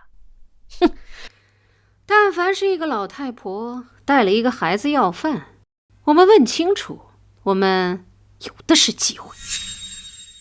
小朋友，你从哪儿来呀？村里。就你和奶奶呀？你们是要去哪儿呀？奶奶说北边有大城市，有钱。哎呦，还要去外面的城市啊？那你们走着去啊。你们晚上住哪儿啊？桥下面。说不定今天晚上就有机会。哎，小朋友，你晚上要去住的桥洞，你还记得在哪儿吗？啊，你渴了饿了吧？随便吃。谢。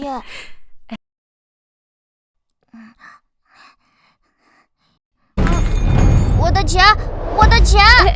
哎呀，小朋友，没人会抢你的钱，你别急。放里。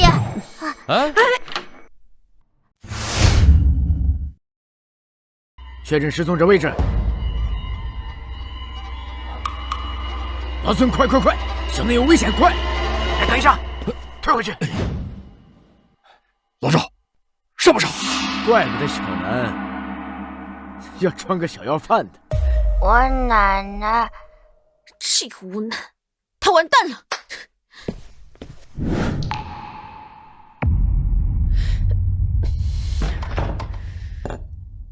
他犯错了吗？是啊，你怎么知道？我不乖，平常我奶奶也对我这样。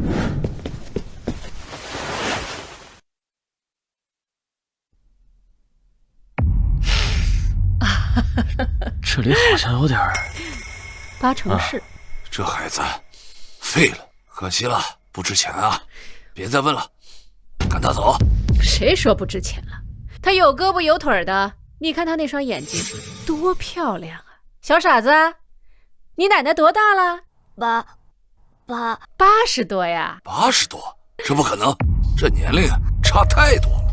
应该是被遗弃的，被这个拾荒老太婆捡了，养这么大，不能放她走。她脑子不好使，嘴会说。这个老太婆应该是个正常人，她如果给她形容她看到了什么，背不准老太婆会报警。那二姑，你说，咱怎么处理这小子？二姑，你说，咱怎么处理这小子？这老太婆要是40、50岁，还真不好弄。但他已经70、80了。这样，你们现在就过去，能糊弄过来再动手最好。如果糊弄不过来，先打晕再抬回来。不就是在拐弯那个大垃圾桶那儿吗？距离那么近，趁着现在人少，你们速度点，不会有人看见。可是搞回来之后怎么弄啊？拉到边境，老太婆没用，找地方埋了。他们也没亲戚，也不会报警。别墨迹了，你们俩赶快去。这小傻子就交给我。走，来。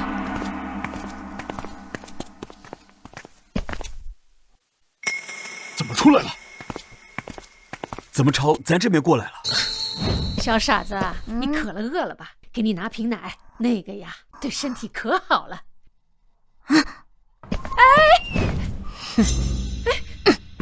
小傻子，你干什么？你进去干什么？开门！小朋友，阿姨不是坏人，阿姨给你带了可多好吃的东西，快把门打开吧！啊，行动！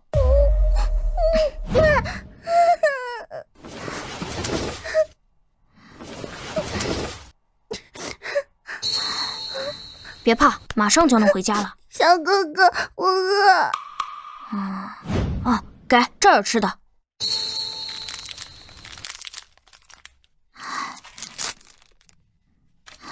别怕，别怕，没事了。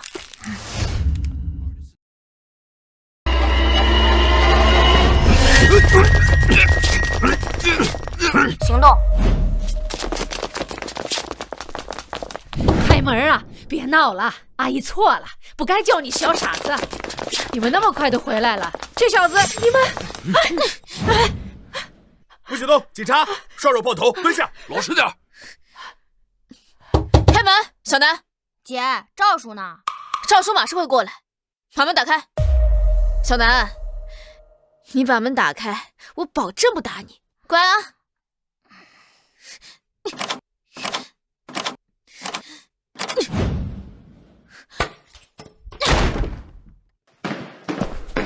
胡南，我的亲姐，你也别吓到孩子。胡南，你完蛋了！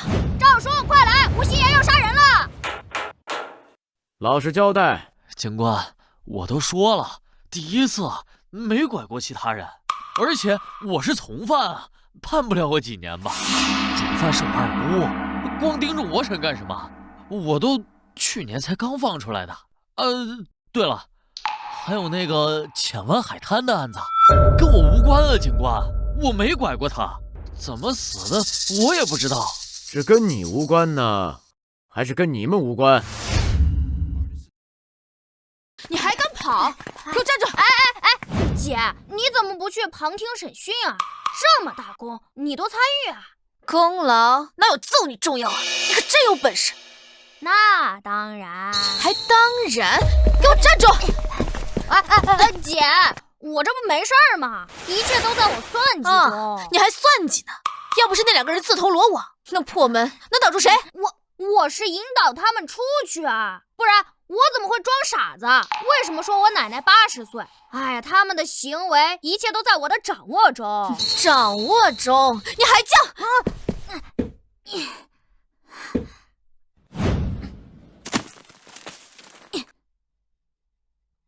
爱你哦。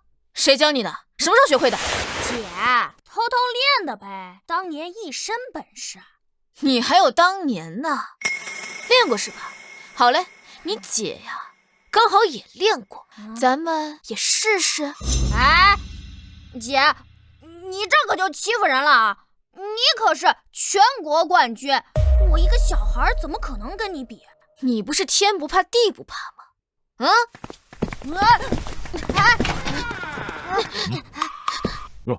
忙着呢，那你们先忙。孙叔，你看他打未成年，你也不管管。哎呀，抓起来！走啊，我得说你2句，这里是警署。孙队，他太不知道危险了。要打，回家打呀。是，吴南，我回家再打你啊。哎呀，姐，行了啊，说正事吧啊。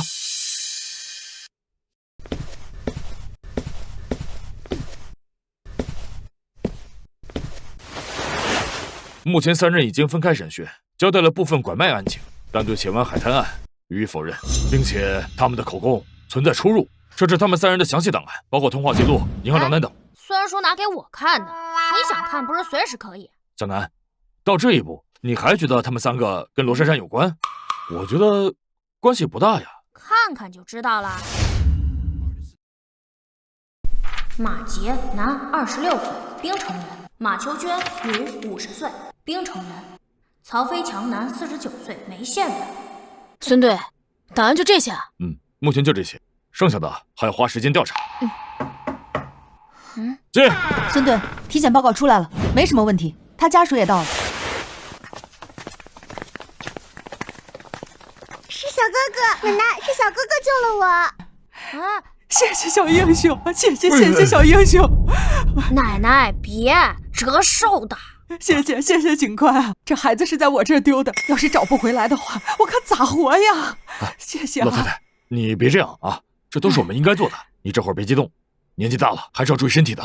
那个小兰，是这样，那个体检已经做过了，没什么问题，就是受了点惊吓，休息2天就好。这样，一会儿你们跟小兰做个笔录，再签个字就行了，到时候就可以回家了，很快，半小时。谢谢啊，真的太谢谢了，这边请。谢谢啊，谢谢啊，不用谢啊。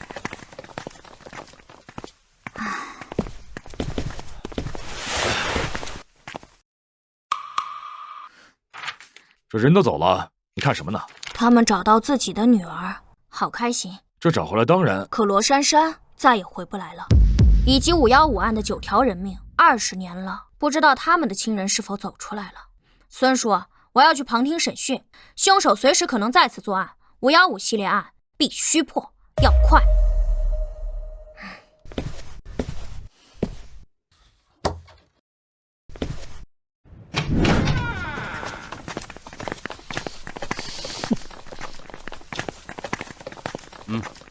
马所长，你怎么过来了？人是我辖区丢的，听说抓回来了，过来看看。南哥，小吕，你叫我什么？小吕，你叫我什么？叫我呢？啊？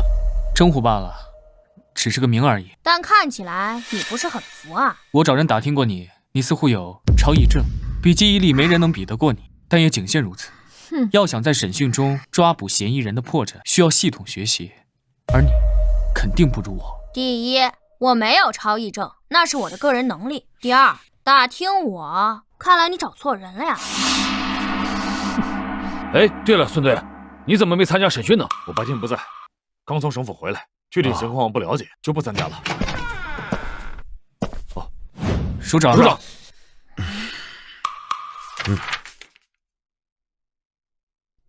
审的怎么样了？还没审出来，审了一次，赵队长亲自去审，人很不老实，很明显能感觉到他在刻意隐瞒一些很重要的事情，就连6月30号的行踪都模糊不清的，前后后说了3个版本。如果真的是个拐卖大案，牵扯到国际拐卖组织，咱们可能需要1-2个月的时间去补充侦查。都在磨叽什么玩意儿？署长，我今天就已经把案件汇报到省府和皇家总署了，并与京城联系过了。明天整理好资料，我就要带着小赵去省府做案件分析汇报。估计到后天下午就能回来。到时候专案组暂时由你来负责，京城的人后天就能到。你要做好接待工作啊。是。还有小赵今年过年前就要提副局了，之后全面主持行政工作，不可能总跑一线的。论资历，论能力，老钱已经病退了，总队长的位置非你莫属啊。老孙以后好好收收你的脾气啊。是。你现在还能坐在这儿，真要告诉你证据是什么，你就来不及了。你之前也说了，你想起来了，7月2号你回的滨城，高速还是走的下路？高速。那为什么你绑定的 ETC 没有交费记录？我交的现金，警官大哥。交什么现金呢？ETC 是自动扣款的。我可能是记错了，那天我们走的是下边的。马秋娟，你给我老实点儿！姐，我先回去了，我打车回去，你们忙。这就走了？是看不懂了吗？放弃了？审讯是要看专业能力的，看不懂也没关系啊。他呀，与浅湾海滩案无关，我还看什么？无关？你现在就断言无关？这3个嫌疑人明明疑点重重，口供不一致，但凡有一点审讯常识，都能看得出来他们有巨大隐瞒。他们当然有巨大隐瞒。小南，你是有什么发现吗？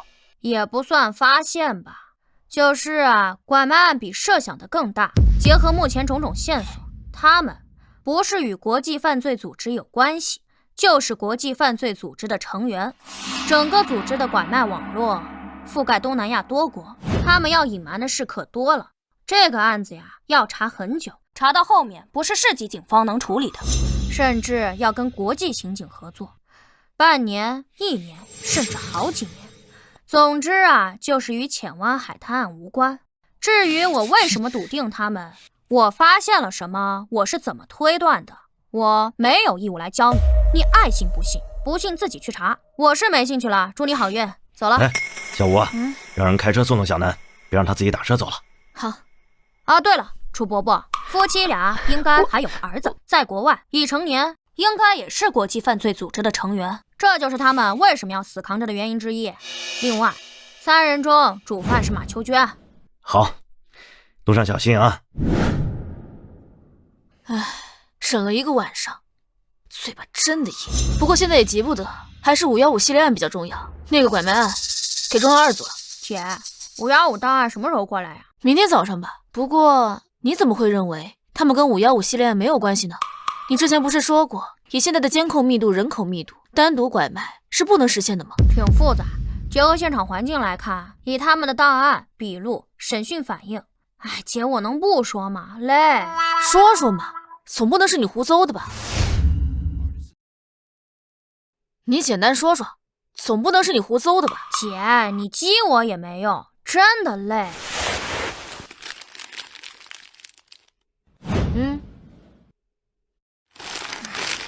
行吧，那其他不说，就说作为国际犯罪组织的底层办事人员，就不结私活的，无论自己拐了什么，一定是送给上级，所以他们牵扯的越大，与515案的关系反而越小。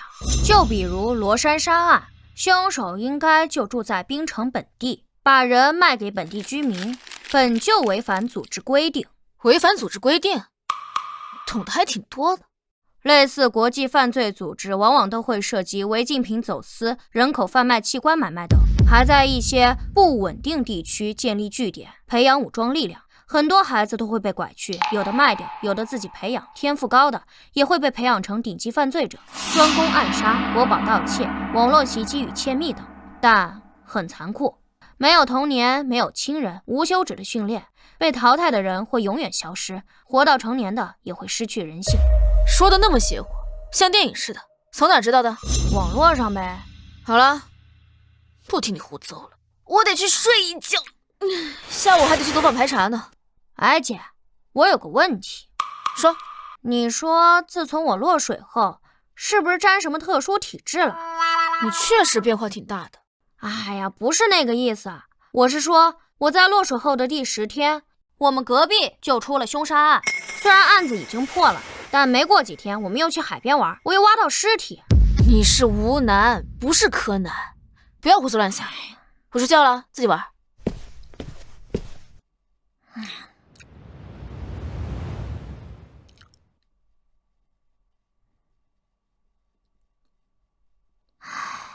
写完了。小南哥哥，你写这么快啊？太简单了。那小南哥哥，你要去警署？不去，今天档案还没到，今天没我的事儿。那小南哥哥，小磊，你还有这种衣服吗？衣服？什么衣服啊？就你身上穿的这种。有是有。借我。啊？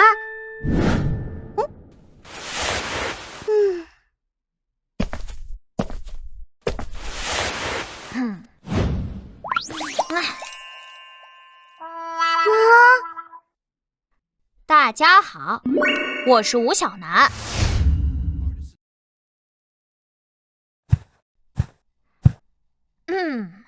大家好，我是吴小楠。我叫吴小楠。吴小楠，小楠哥哥，你好奇怪啊！哎，少废话，你以为我愿意呀？那你干嘛穿成这样？人家是有原因的。哎，走，要不要去逛街？好啊。可是我作业还没写完，今天要写2页呢，题好难。哎呀，放心吧，多简单，回来我教你，走。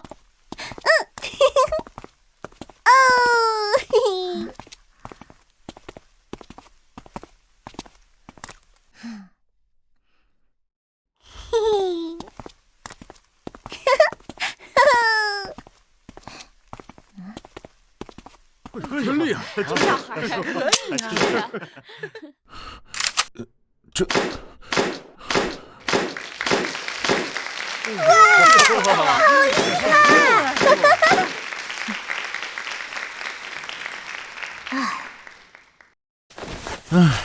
厉害啊！以后别来了。谢谢小楠哥哥。哥哥啊？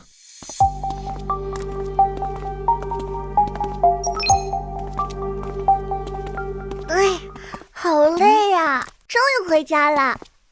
要不要帮你拿会儿？哎，不要，我的了。小楠哥哥，不许晚回要哦。那么喜欢娃娃，下次多给你弄几个。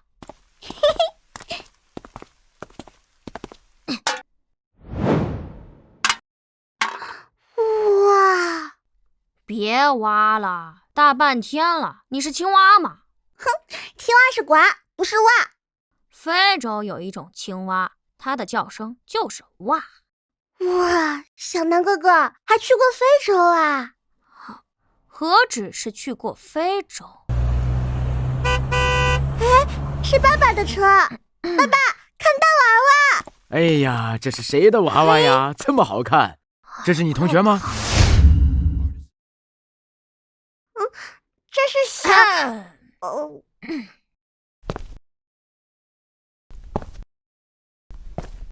小楠，不是吧，姐？这你都看得出来？小楠，我可是你亲姐姐，你怎么样我看不出来啊？不过我们家晶莹还挺好的，扮成女孩子还挺好看。你们俩去哪儿玩了？小楠，现在外面多危险，你不知道吗？带着小磊到处乱跑，你不知道多危险啊？啊，危险？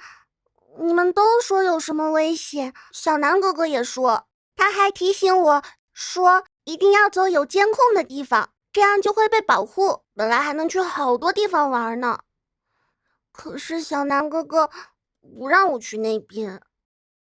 哎，小磊，你先回家，回家等爸爸好不好？好。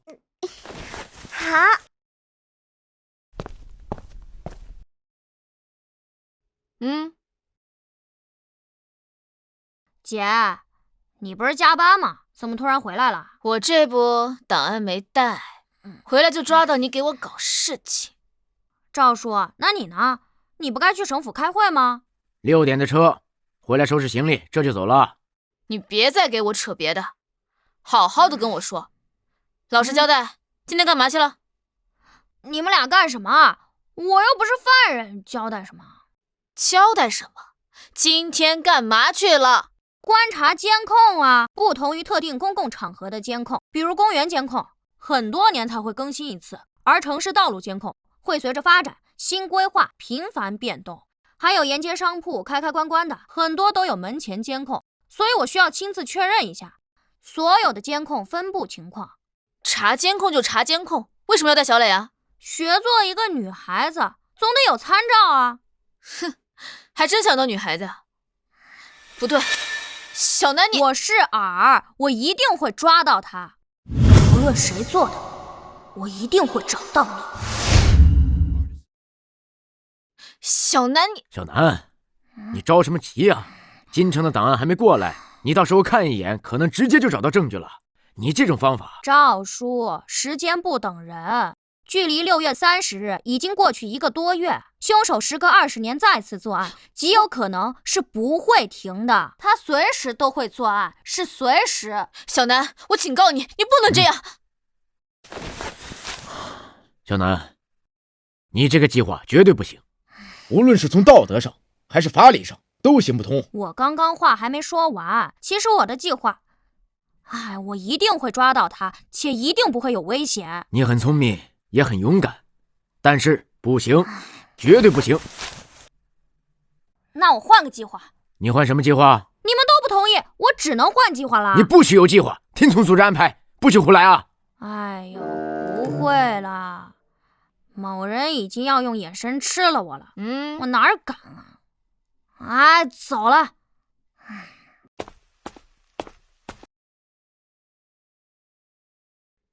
这孩子干什么都不交代。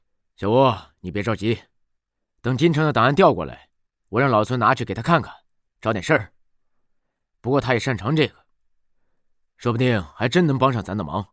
不过他看得再快，这些档案够他看上1个月了。走吧。到，停！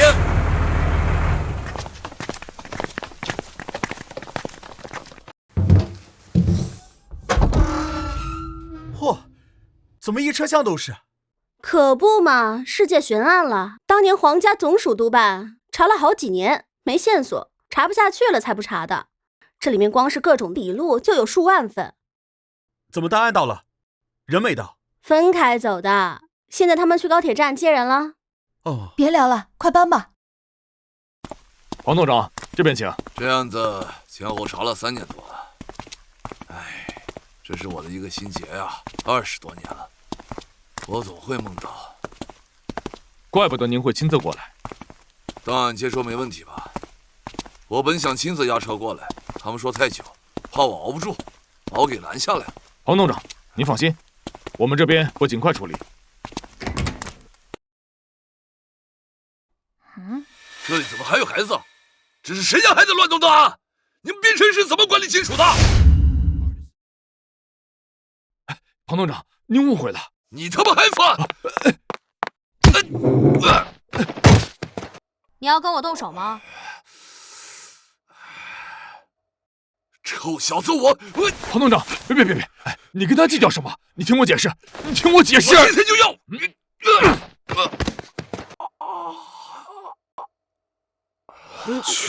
哎呦，好，厉害呀！你们冰城真厉害，就这么管理金属的，还跟我动手，让开！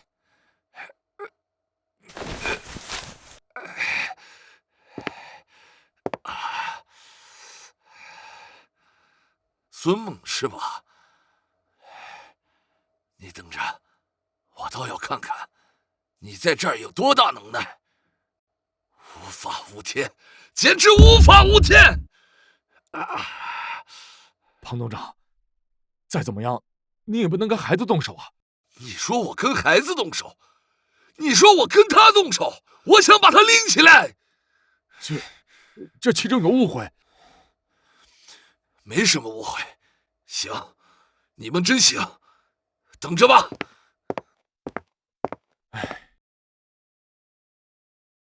无法无天了，简直无组织无纪律，简直无法无天了！我才走了2天，你们2个上天吧！孙猛啊，孙猛，你让我说你什么好呢？我走之前怎么交代你的啊？我让你好好的接待，好好收收你的脾气，遇事别那么冲动。可你呢，直接把人给我打了。一接到电话我都懵了，我还以为我前几天没休息好，我做梦呢。好家伙，我让你好好接待，你直接把人给我打了啊！署长，我承认我是有些冲动，可是我不能看着他打小南啊，而且他也不听解释。你犟，你还犟！你说你拦就拦吧，你直接把人给我干趴下了。怎么，显得你比他年轻，显得你比他身手好吗？是我冲动了，我会去停止检查。你当然要停止，你不仅要停止，你还要撤职。我告诉你，总队长的位置，之后几年你想都不要想，这还是最轻的。你有没有考虑过这事情有多恶劣吗？我知道。你知道你还动手？楚伯伯，真的要撤孙叔职吗？现在是办案关键期，这也不能全怪他，他也是为了保护我。臭小子，我说他没说你是吧？啊，你，哎呀，你以为你年纪小我就不说你了吗？你说你动什么手啊？你有没有为你姐考虑过？无论我怎么对外解释，对其他人来讲，你都是以吴心言家属的身份才能进的警署啊。是没人能给你处分，可是你姐呢？你以为你姐就没处分了吗？不是啊，他冲过来，我那是应激反应，而且我踢的是凳子，谁知道他那么激动。哎，都说孙叔脾气急，当初也没那样。20年呐！515案像噩梦一样缠着庞海20年。哎呀呀，让我缓一下，我真是被你们俩气死了。庞海当年30出头，他就已经是新城刑侦总队的总队长了。虽然说是个小地方，但是也说明他极其有能力。515系列案的前2年，都是他带着专案组调查，哪怕之后皇家总署督办，抽调了不少的专家，重组专案组，他也是副组长，核心骨干呐。他可是全程参与了整个系列案的全部调查过程。那几年调查出了不少事，有人直接转业，有人犯了错，那可不只是庞海的心结呀。我最近跟金宁省府沟通了一下，听说了不少事儿。本来呀，是不需要他亲自过来的，应该是京城市警署派人就行了。而庞海已经做到了省府警视厅的副总长的位置，是他主动要求亲自带队过来的。刚到啊，好家伙，他就看到一个小孩在那乱翻档案，你们跟我说他能不急吗？署长，我再去跟庞总长道歉。这是道歉能解决的问题吗？5天。什么5天？我5天内破案，能先别撤孙叔还有我姐的职吗？我只要5天时间。5天？你开什么玩笑呢？小南，我知道你具备了一些常人所不具备的能力，但是5天呐，你看档案都不够啊！平常人看几个月要，你最快也得要1个月啊！这还仅仅只是看档案。就5天，楚伯伯，我认真的。小南，别闹！你现在让署长死保我，为了破案，那万一要是案子没破呢？那不成署长包庇我了吗？会牵连你楚伯伯的。少拿话在这点我呢！我算看明白了，你们俩呀，我都这把年纪了，位置已经做到头了，过几年也该退休了。我怕什么？但是啊，小南啊，5天，就5天。你知道当年前后参与调查那个案件的警员足有数千呢，查了3、4年都没有结果呀。小南，你凭什么？情况不一样了吗？有什么不一样？有新案子了。新案件可没有太多的线索。虽然新线索不多，但推理空间不同了呀，其他可能性大幅度减少。什么意思？小南，你是有什么新发现没说吗？意思就是当年人口密度低，城市化程度低，监控极少，随机作案能不能破得看命，可能性太多了，得看凶手是否犯错，线索是否足够。否则呀，查得再久，调查人再多，没有巧合碰上就没有结果。而现在呀，不是这样，虽然是随机作案，但操作空间太少。所以呢？哎呀，行，好吧，具体推理情况我到最后再说，太长了，等抓到人之后，我再做详细分析。另外，我已经确定了凶手的大概居住范围。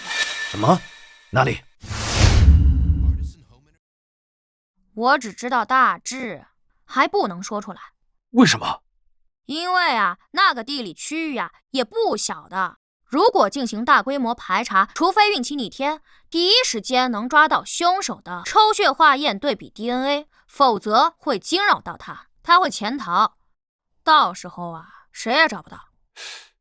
那你要……我就要5天时间，楚伯伯，我会在孙叔、赵叔、我姐以及其他熟悉警察的帮助下找到凶手，但前提是孙叔以及我姐姐别停职，否则我刚闯祸，我说话也没有人听我的。哎呀，时间就是生命啊，楚伯伯，我不仅仅是为了谁，更重要的是为了那些被害人讨个公道，以及凶手近期有可能会再次作案，破案啊，越快越好。行，就5天，我会找机会跟庞海谈一谈，先稳住他。希望呢，他们看在我的面子上，暂时先别把事情闹大。不过这个案子，最后皇家总署肯定会派人督办的，相信要不了几天就会到滨城。到时候议论纷纷，这事儿啊，谁都瞒不住。好，就5天时间。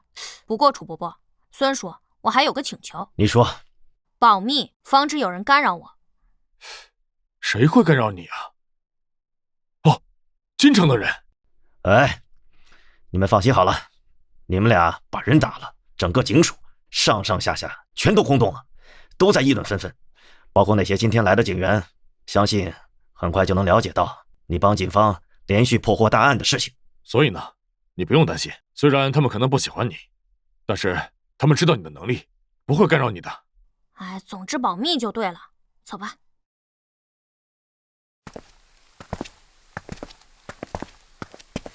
孙叔，我可是害了你啊！哼，你少来，我孙猛做的事儿啊，从来不后悔。哎，也是啊，今天要不是亏了你，我肯定闯大祸了。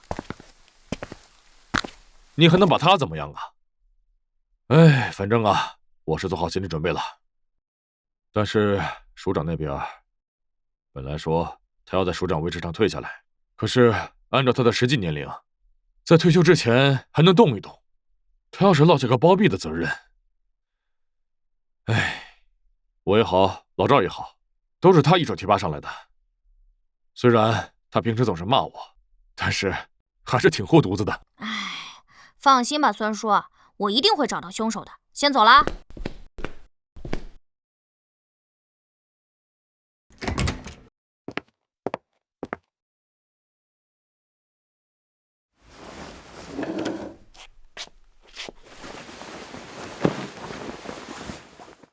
有事儿？我听很多人说过你，把你传得神乎其神。哦。听说你把汇总都看完了，有什么发现？还差一点看完。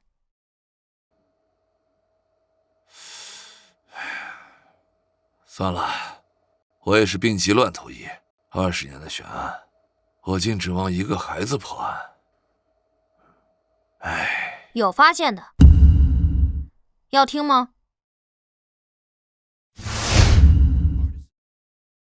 本来我是想看完后和孙叔说，让他转告你，让你调查。不过既然你来了，要听吗？找我回去调查？那我倒是想知道，你得是有多大发现，能指挥我回去调查？年龄不对，还有身高对不上。嫌疑人初次作案时，年龄应该在24岁到32岁之间，其出生时间应该在1972年到1980年之间，这是经过缜密分析的结果。哪里不对？你们的结果除了一些线索交叉组合外，主要是基于心理学的分析。嫌疑人有严重的变态心理或者生理缺陷，比如间歇性障碍，在京城具备独居条件。嫌疑人性格内向、阴郁，不善交际，但做事极有耐心，并且有明显的双重性人格，做事隐蔽性极强。有什么问题？根据以往经验，这类凶手的年龄普遍在25岁以上，因为功能性障碍在青少年时不会对本人造成太大的心理负担，但一旦人到了娶妻生子的年龄，这个矛盾就会显现。巨大的心理压力与外界的刺激会造成人精神崩溃，而出现变态心理。其实说起来，这些分析没有错。所以呢，你看出什么了？就将档案重复一遍。问题在于交叉线索极少，这只是分析，而没有任何实质性的证据去证明凶手的年龄，几乎是纯推论。你不是擅长纯推论吗？你在否定什么？人之所以正常，是因为法律与道德约束，因为是自幼形成的价值观与亲人的羁绊等等。如果将一群人丢在荒岛上竞争才能活，是个人就会变态。人正常的原因是相似的，但变态的原因可以有10000种，对吧？不可否认，你说的没错，但在没有足够证据的支持下，你无法推翻之前的推论。你自己看。这些档案我比你熟，这些都是关于嫌疑人身高的部分。对，不再详细看看，我已经提醒你了，说不定你也会发现。我说了，这些我比你熟。嫌疑人最终的身高论证在1.65米到1.75米之间，相差10厘米，相差太大。那你知不知道啊？在刑事侦查中，线索不足、不准确，嫌疑人身高误差往往都在3到10厘米之间，这是没有办法的。你感觉有问题？没问题，最终论证结果一点问题都没有。以那个时代的刑侦技术与时代条件，这么大范围是没办法，没有更精确的线索。那你瞎说什么？你也没传闻的那么神啊！要不我再给你念一遍吧？不需要，我看过，我记得，直接口述就行。2004年8月25日，苏婉娜尸体被发现，而其失踪时间是8月8日，相差半个多月。人失踪于郊区土路，调查起来极难，就算有目击者，也记忆模糊。不过你们还是找到了一个疑似对象。据目击者描述，他当时骑自行车路过时，看到岔路那边有个身影。时隔半个月，他之所以还记得，是因为那身影捡起石头砸电线杆上的麻雀，泄愤一样连续砸，所以让他印象深刻。不过被害人是失踪在下午去亲戚家的路上，没人知道下午的时候那个怪人是否还在，时间对不上。而据目击者估算，嫌疑人身高大概在1.65米到1.73米之间，而你们第二次估算嫌疑人身高是根据一个脚印。你不用说的那么详细，捡重点说。好，04年1.65米到1.73米，05年1.65米到1.76米，1.66米到1.73米，1.64米到1.73米，06年1.65米到1.75米，1.65米到1.73米，1.67米到1.73米，07年1.66米到1.76米，1.67米到1.75米。你跳过了很多啊。对，虽然9起案子，但对身高论证的结果是有数十次，后面查的越来越细，通过一个目击者的描述寻找更多目击者，连时间都对不上，甚至会出现描述出身高不同的情况。我只是去掉那些重复的，以及在我看来毫无意义的。以当时的条件，失踪时间与案发时间总是有很大的间隔，监控太少，目击者记忆模糊，只能如此。大海捞针，但凡有一丝可能，我们都要努力去查，并且把它记下来了。所以我已经说完了，你没发现吗？你在故弄什么玄学？再不说我走了，没时间哄你。04年1.65米，05年虽然有更低的身高判断，但1.66米的身高判断是首次出现。06年虽然也有更低身高判断，但1.67米作为最低身高也是首次出现。你不觉得他在长高吗？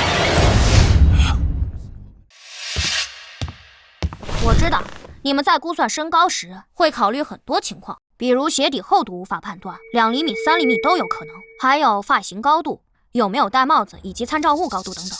再加上当时土路居多，凹凸站的位置不同，会形成视觉差，这也是估算范围会很大的原因，上下都会多加减1-2厘米做余量。可就是在这种情况下，嫌疑人在05年依旧出现了1.66米的最低数据，06年1.67米，也就是06年的最初数据，最低身高是1.69米。假设他鞋底偏厚，才减到1.67米。你不用再说了，我知道你要说什么。你的意思是，他作案时还是青少年，所以你认为当年专案组对其25岁以上的论断是错的？差不多。青少年。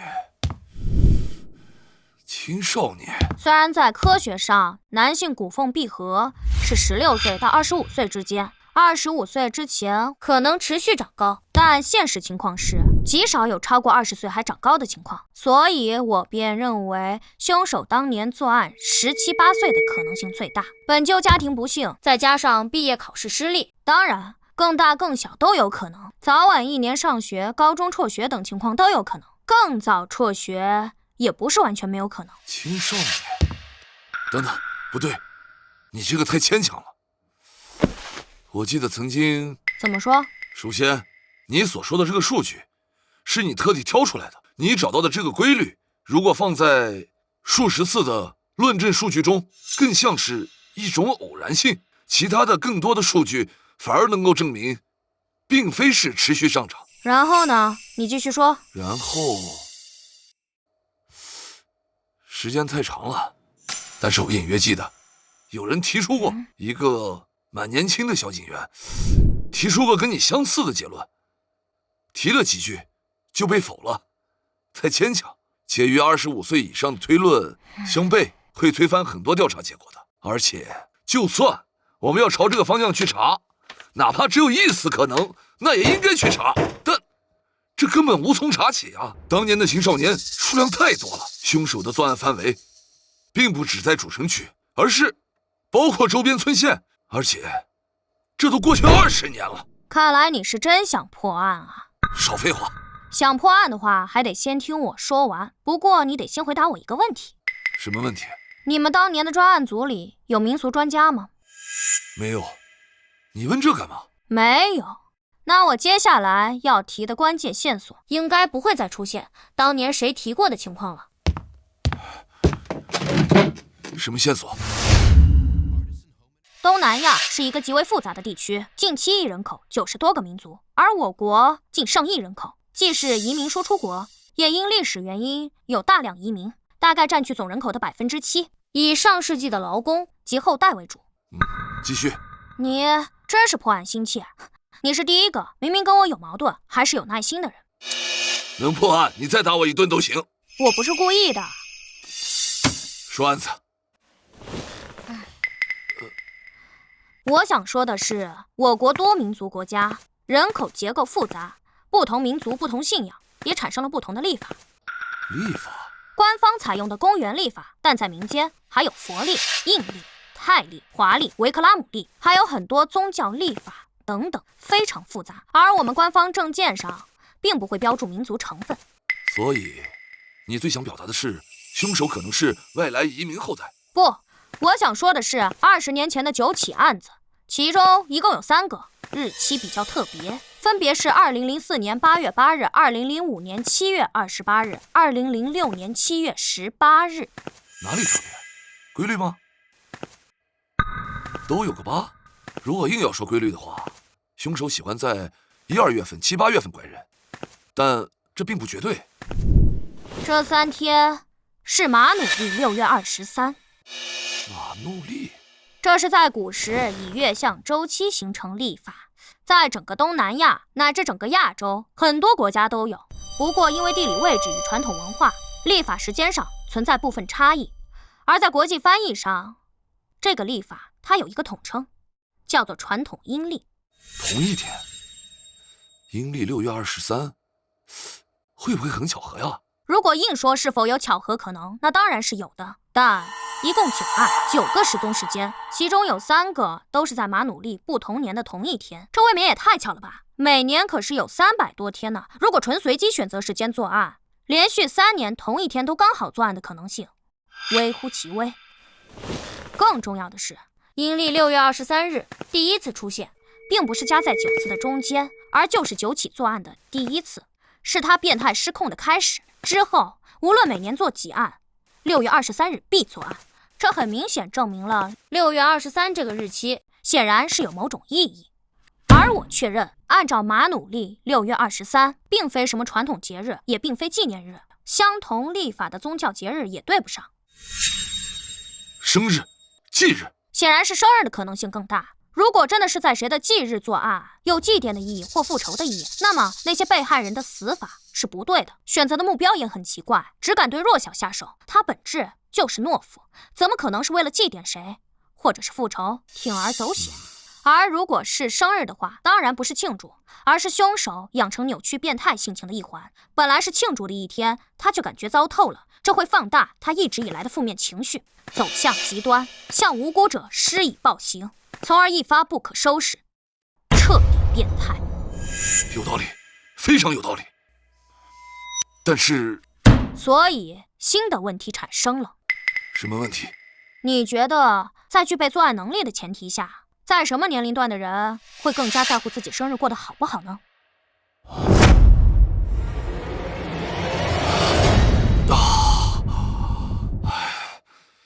青少年，青少年，极其敏感的时期。操，他是青少年，天才，你他妈就是个天才！青少年，你说身高的问题，就是为了这个？是啊，其实我在刚看他几十组身高论证结果的时候，有很多结果。他在长高，这只是其中一种，确实牵强，有可能性而已。但当我反复看他的作案时间，也就是被害人失踪日期，我发现了，一旦不同线索形成的推论指向了同一结果，互为佐证，那么是巧合的可能性就大幅度降低。另外，我刚刚还在网上查了查，2007年8月5日，京城博纳县发生一起失踪案，有新闻的，年龄、性别都对得上，人是彻底失踪了，之后并未发现尸体，直至今日都是失踪悬案。没错，2007年8月5日就是马努利6月23。2个结论：第一，凶手不是3年连续作案，而是4年，这能更加证明我的推论。第二，凶手当年作案并非9起，而是更多，只是有些案子因为各种原因没发现尸体，也就从未与515系列案并案调查过。你该订票上路了。啊？凶手在2004年首次作案时是青少年，马努利生日为6月23。如果他首次作案时刚好18岁，那么他的出生日期便是1986年，阴历6月23，公历7月29。如果首次作案时是17岁，那他公历的出生日期就是1987年7月18日，以此类推。但我无法知晓他的出生地是否本地出生，迁居后户籍是否迁过来，都无法判断。而且我认为，这种做下连环案又消失20年的凶手，他可能舍弃了自己原本的身份，在生活走向安定后，与过去做一个割舍。所以，仅靠户籍系统按照出生时间、出生地查，数量太多，嫌疑太大。而且受限于当年条件，如果是早就弃用的身份，户籍系统也会遗漏。户籍系统在全国联网也才是最近10年的事，但他一定在本地上过学。按照我国的教育体系，他至少应该上完初中吧。当然，小学辍学根本没上过学，在当年并不罕见。但我认为他应该上过学的，因为过早进社会的人大多数普普通通，一些会成功，一些会学坏。杀人放火都有可能，但因为经历过社会上摸爬滚打，有太多机会，太多方式释放内心阴郁，不会堆积，反而不会变得那么扭曲、变态、极端。所以，学校对，受限于当年的网络普及程度，你现在必须带人去查学校当年的纸质档案，这个最准确。不仅能知道当年是否有过处分、退学、考试成绩，能做综合分析，京城以及周边县村的学校虽然也不少，但考虑到当年第一个受害者失踪位置，你应该知道先从哪几个学校查起。我现在去寻找。等一下。啊？注意保密。保密？皇家总署会派人来并案处理，挂牌督办，重新成立专案组，很多时间都会浪费在走流程以及开会上。而你是金陵省警视厅副总长，正因为位高权重，反而不会让你去参与一线调查，他可能会让你回去，不再参与后续。20多年的噩梦心结，你不想亲手抓到他吗？想，我当然想。我无数次做噩梦，我想看见他的脸，我想亲手，所以，不要把时间浪费在层层上报与开会上。你这次过去，只要给我几张嫌疑人年轻时的照片，我保证在皇家总署介入前找到凶手。好。还有，今天是2025年8月10号，而本月16号就是马努利的6月23。我们时间不多了。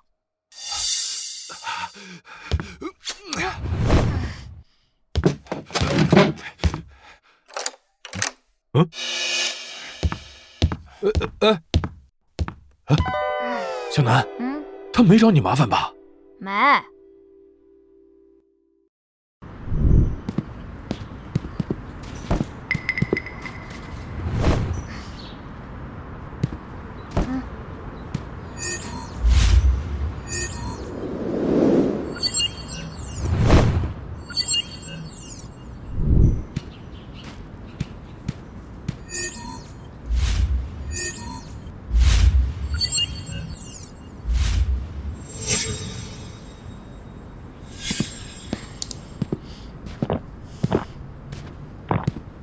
这附近能避开所有监控的路线，应该只有2条。丫头，等一下。小朋友，你这瓶子还要吗？哦，谢谢。啊，这丫头长得可真俊啊！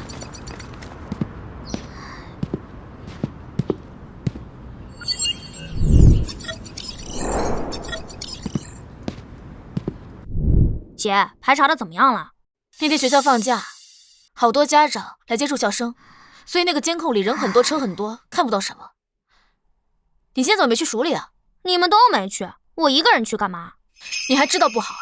怎么，我们小神探现在不查案了？怕案情难度太高，破不了案，丢人吗？姐，打击我是你的乐趣吗？我真的不是打击你。是因为按过往的经验来看，没人能100%破案，也不是什么案子都必然能破，只能尽人事听天命。经历了这种事情越来越多，挫折也会越来越多。你看，就像515系列案，当年可是几千几百号警察在查，那个笔录都有几万多份，不还是最后破不了？我只是希望你压力不要太大。其实你不继续参加也好，那些档案够你看几个月的，但是也过不了多久。皇家总署会来人，到时候不只是你、我，还有你孙叔，都会因为犯了错误靠边站了。唉，姐，你怎么不骂我呀？骂你干嘛？我连累孙叔了呗。你说的什么话？明明是你被欺负了，我们为什么要怪你？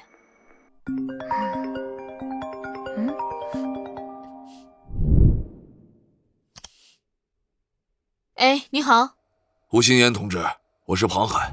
啊，庞所长，你好，不好意思啊，上次的事情我替我弟弟再次向您道个歉。不必了，他电话多少？我这儿没有他联系方式。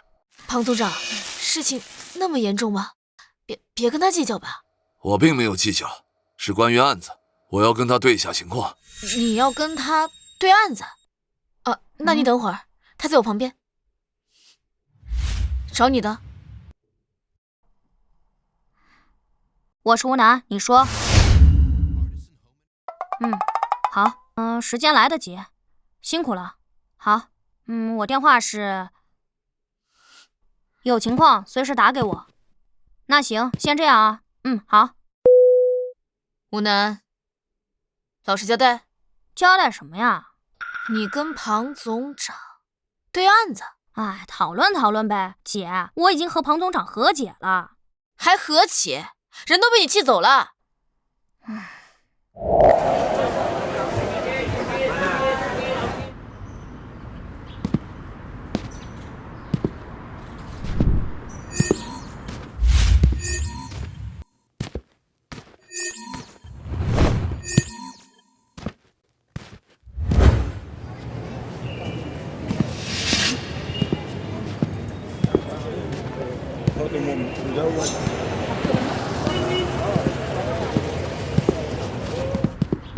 哎，小姑娘，你知道泰丰巷怎么走吗？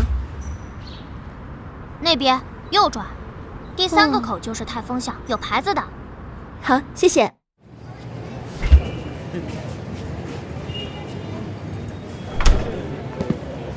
老板，可乐。3块。哎，小姑娘，你是新搬来的吗？我这几天怎么老是见到你啊？啊？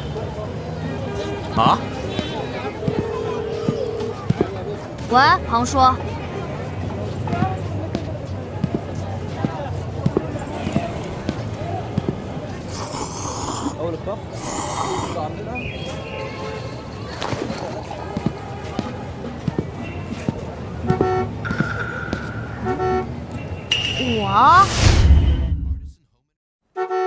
我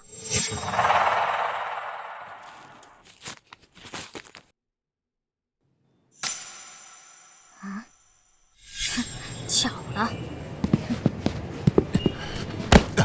不好意思啊。没关系。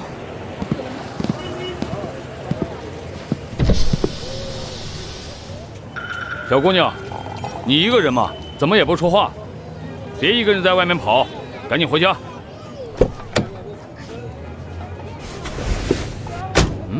你有事儿？果然啊，除了我姐，没人认得出我。你吴楠，你穿成这样干嘛？破案呗。破案？你这样做，你姐知道吗？赵队知道吗？他们当然不知道。你知不知道这样做有多危险？当然不危险，但我暂时不想解释为什么不危险。总之，你能别在这附近转悠。就算你开的是私家车，人家未必知道你的车牌号，但也肯定认识你的人。你影响到我了。我知道你在巡逻，你放不下心，你怕再出事。唉，你是个好警察。你那天给受害人家属打电话，我看到了。我女儿也走失过。哦，那只是个意外，但很快就找到了。但我特别理解他们的心情。与女儿关系缓和了吗？好多了。我找人详细打听了，也听说你最近的事。你确实是有本事，以前是我小看你了，但我还是会把情况告诉赵队和你姐，不可能让你再以这种方式查下去。大海捞针，毫无意义，且危险。并非大海捞针，你不理解我很正常。在我做汇报前，没人会理解我。有些异想天开了。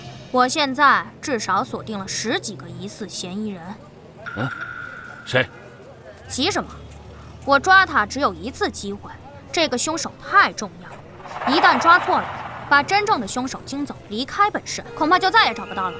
所以我还需要等一等。你唬我的吧？牛皮吹上天了，就是不想我举报你。喂，庞叔。这次只有3张照片，还有档案，你看一下。好。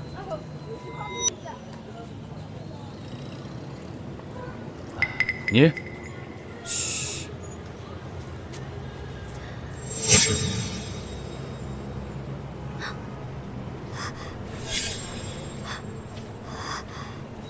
找到你了。谁？凶手。凶手？谁？看，你又急。虽然我现在只有90%把握确定是他，但并非绝对。这世界上长得像的人是有很多的，更何况20多年的容貌变化会很大。我说了，我抓他只有一次机会，我需要抹掉任何不确定性。什么长得像？什么20年？唉，安了，他至少在8月16号再次作案前，他不会离开槟城。什么？8月16号还要再次作案？你怎么知道？唉。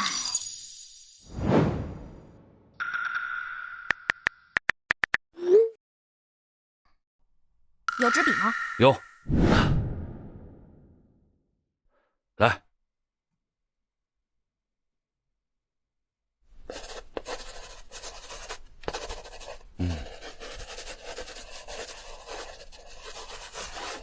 你到底……嘘。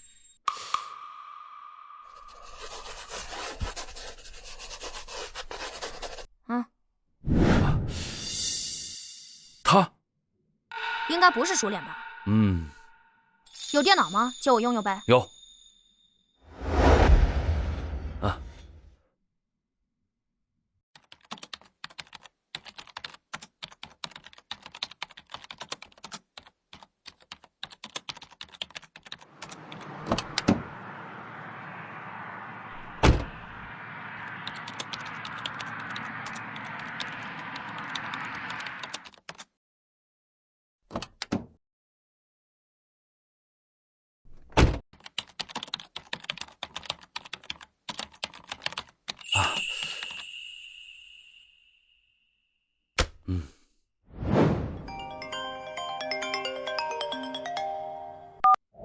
喂，庞叔，回来了没啊？再有几分钟，高铁进站。那我把位置发你一下，你看一下。你找到他了吗？确定是他？过来吧。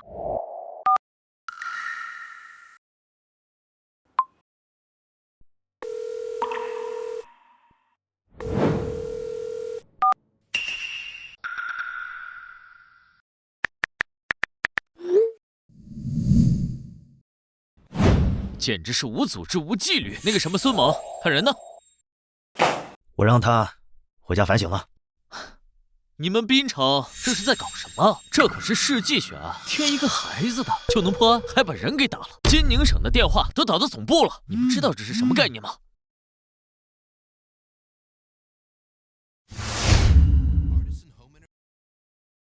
行了，何市长在这儿，滨城的情况，事实没有调查清楚之前，还轮不到你在这儿说三道四。何市长、楚署长，滨城的问题，我相信你们一定不会徇私，该怎么处置就怎么处置。咱们还是继续开会，还是破案要紧呐。好，何市长，周末还年轻，他不是冲你的。你们滨城这是在搞什么？别往心里去。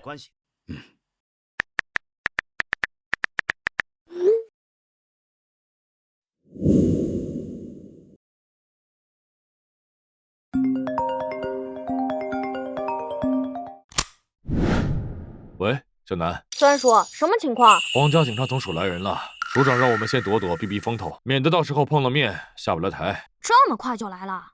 我姐说不是还要几天吗？秘密过来的，之前没人知道，主要是515案一旦重启调查，是会影响太坏。他们先过来了解下情况，再讨论并案公开的事。什么？没，暂时还没设置，等他们开完会，不是庞总长，是他身边跟过来的那个，把事情捅上去了。我看啊，他未必是为了庞总长好，本来双方都有责任的事，他擅自把事情捅上去。孙队，算了，跟你说这些你也不懂，你有事吗？今天没见，想你孙叔了？地址？什么地址？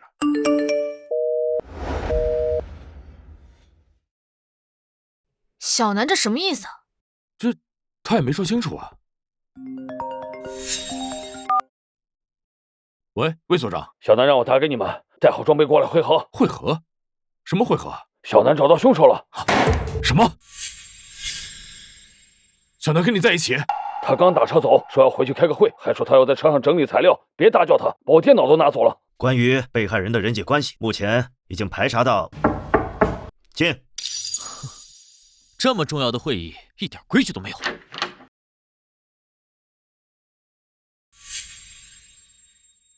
能换我来讲吗？我已经找到凶手了。凶手找到了。小南，哪个案子的凶手？小南，你别。805浅湾海滩腐尸案以及515系列案的凶手潜逃20多年，前后共害15人，我找到了。荒唐，连受害人数都搞不清楚。你们滨城，哎，大家坐，大家坐啊。小南，何伯伯，不信我？这不是伯伯信不信你，而是今天的场合非常重要。如果你包含我的私人调查，没人能说清楚情况。小南呐，伯伯就问你一句话：是纯推断，还是有确凿的证据？有证据，万分确凿。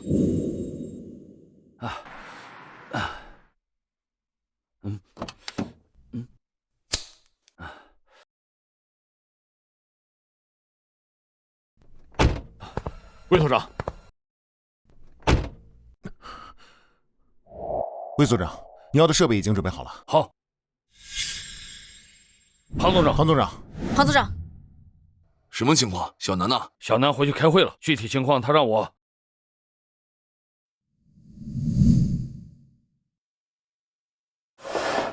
大家好，我叫吴楠，下面就由我向大家讲解针对805浅湾海滩腐尸案及515系列案的分析推理过程以及结果。开始吧。请允许我先概述一下浅湾海滩腐尸案及515系列案的基本案情。陆总监，我记得当年你在海东省任职过，对吧？对。那你应该认识郭老大吧？认识，共事过，也是老交情了。他现在可是风生水起啊！今年年底，位置恐怕要动一动，不是调任警察总署，就是海东警务的一把手了。何市长也跟他认识？不认识，不过他认识。他是郭老大的亲外甥，他家里4代人从警，可以说是警察世家。他爸妈6年前因公殉职，现在是他姐姐带的。而他天赋异禀，智商极高，可以说是天生的神探。看来老庞是有些冲动了，不过我还没亲自跟他聊过。没有谁对谁错，都是为了办案嘛。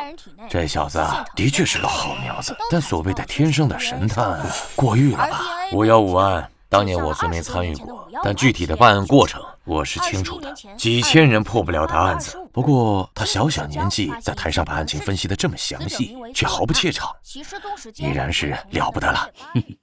看吧。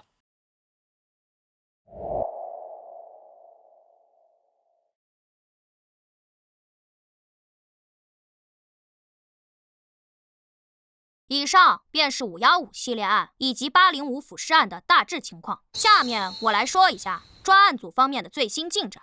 大致情况就是这样，我现在也可以排除犯罪嫌疑人在店里的可能性。连续多日下午关店，嫌疑人就住在里面，我没敢靠得太近，防止嫌疑人突然下楼注意到咱们。好，那我来安排一下下面的行动。魏所长，你安排人先过去侦查一下，嫌疑人有没有在楼下布置监控？是。小沈，你才调过来没多久，犯罪嫌疑人就算下楼也不会认识你，你去。是。好。老孙，那边你去侦查一下。是。小吴，去那边侦查一下。好。我们有7个人，没问题了。小南还有什么安排吗？啊，小南说抓捕行动开始前他会联系我们。自案发后，赵叔从全市抽调警力，排查了罗珊珊失踪当天在相应时间段下出现在附近监控下的1375辆车，对非本人驾驶情况做了监控甄别。除了电话联络外，还走访调查394人，笔录509份，提取 DNA 生物信息116份，全都送往省府进行加急对比。另外，被害人的人际关系也排查了。小朋友，我不得不打断你一下，咱能别再重复了吗？你刚刚说的这些，我们刚刚开会的时候，楚局长已经详细讲解过了，我们也都清楚，你就不用再重复了。从你一进来就夸下海口，咱能直接说重点吗？想要说出问题，就得先说明问题本身。我跳着说，我怕你听不懂，你别打断我。你回到案子 ，OK。既然你们已经了解了案情进展，那我就换个角度。其实从一开始我就不认为凶手是驾车作案，也不认为是被害人某个亲属的蓄谋作案，也更不可能是某个学生、家长、教职人员作案。预谋作案的可能性极低。先说预谋案的可能性，分为2种情况。第一种，凶手认识被害者，打算趁着放学混乱时将人拐走。第二种，凶手不认识被害者，打算趁着放学混乱时绑架非指定目标，刚好选中了被害人。然而结合凶手过往作案习惯以及6月30日当天下午的情况，无论是哪种情况都不成立。太绝对了吧？放学混乱是因为当天放暑假导致的，人多车多意味着人多眼杂，甚至发生了大拥堵。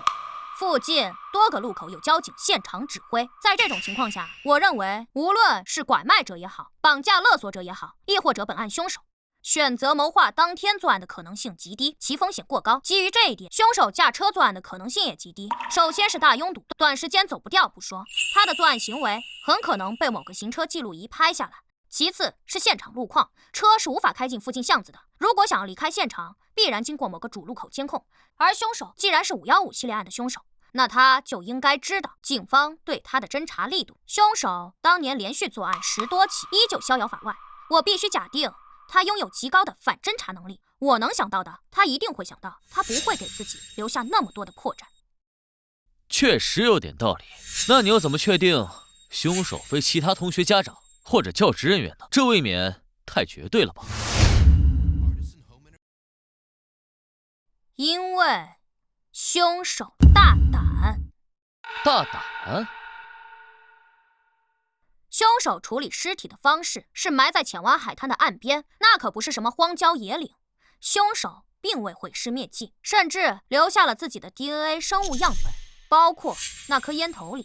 他等待着尸体被人发现，他在挑衅警方。而我刚刚说过，作为515系列案的凶手，他不可能不知道警察对他的调查力度。而随着时间推移，案子会闹大，会轰动全国，会有数以万计的人被做 DNA 对比，包括所有年龄合适、具备作案时间的男性家长以及教职人员。案子拖越久，调查力度越大，没有人能逃过，一如当年。所以，如果凶手是与被害人存在某种直接、间接关系的人，那他应该选择毁尸灭迹才对。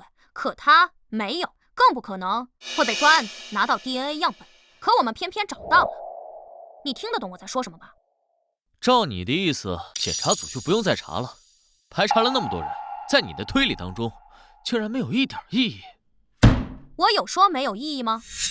有意义，甚至可以说非常重要。不是所有案子都在第一时间找到正确的调查方向。刑事侦查就是要在无数错误可能中寻找最接近真相的结果。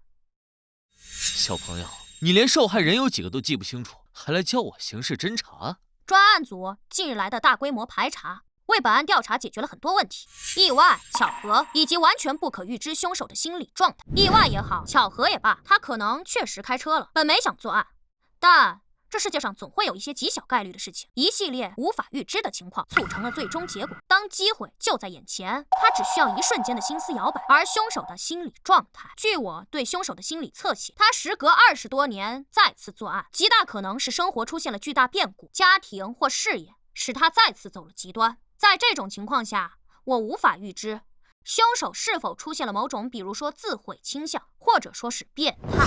他想要跟警方玩一场游戏，比一比，在警方抓到他之前，他究竟还能再做几案。他是一个变态，他很可能会做出反逻辑的行为，所以我无论怎样推理都有可能是错的。而专案组的大规模排查帮我弥补了这部分。我没有错，那种极小概率的事情并没有发生。他没有开车，他与被害人没有直接间接关系，他依旧对陌生人随机作案。结合现场环境来看，他应该是步行走出巷子，站在巷子口，刚好看见被害人突然有作案的想法，亦或者是被害人主动走入巷子，比如想跟某个同学开个玩笑，躲在巷子里，然后突然跳出来吓人一跳，刚好被巷子里的凶手看到，等等情况。而在案发的第4天，我看到了京城送来的515档案，大概翻了1天，我在其中找到了一个重大调查错误，或者说是新线索。真是够了，错误！你就翻1天，就敢说当年的调查有重大错误？你是神仙吗？1天时间能翻1卡车的档案，简直是胡闹！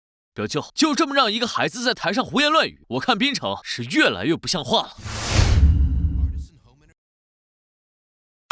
表舅，周末我跟你说过多少次了，工作的时候称职务。坐下。啊，是。陆总监，他是远房亲戚。自从他给我当助理后，聊起了他的老家，发现我们祖上还有些关系。你说完了，我可以继续说了吗？小朋友，我倒是很想知道，当年几千人查了3年的档案都没有破案，你仅查了1天，能发现什么错误？而且还是严重错误。你好，警方办案，借用一下你家窗户。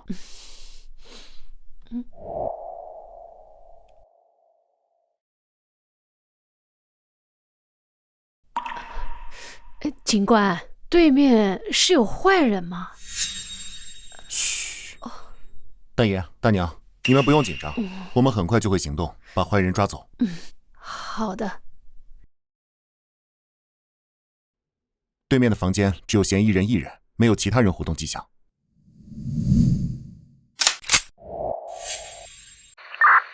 对面的房间只有嫌疑人1人。收到，继续盯着。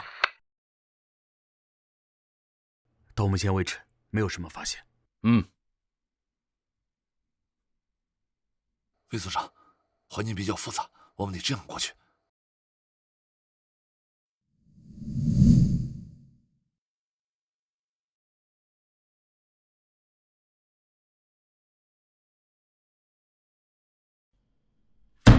综上所述，凶手疑似在长高。凶手在自己生日当天首次作案，且每年生日皆作案，互为佐证。凶手作案时是青少年的可能性极大。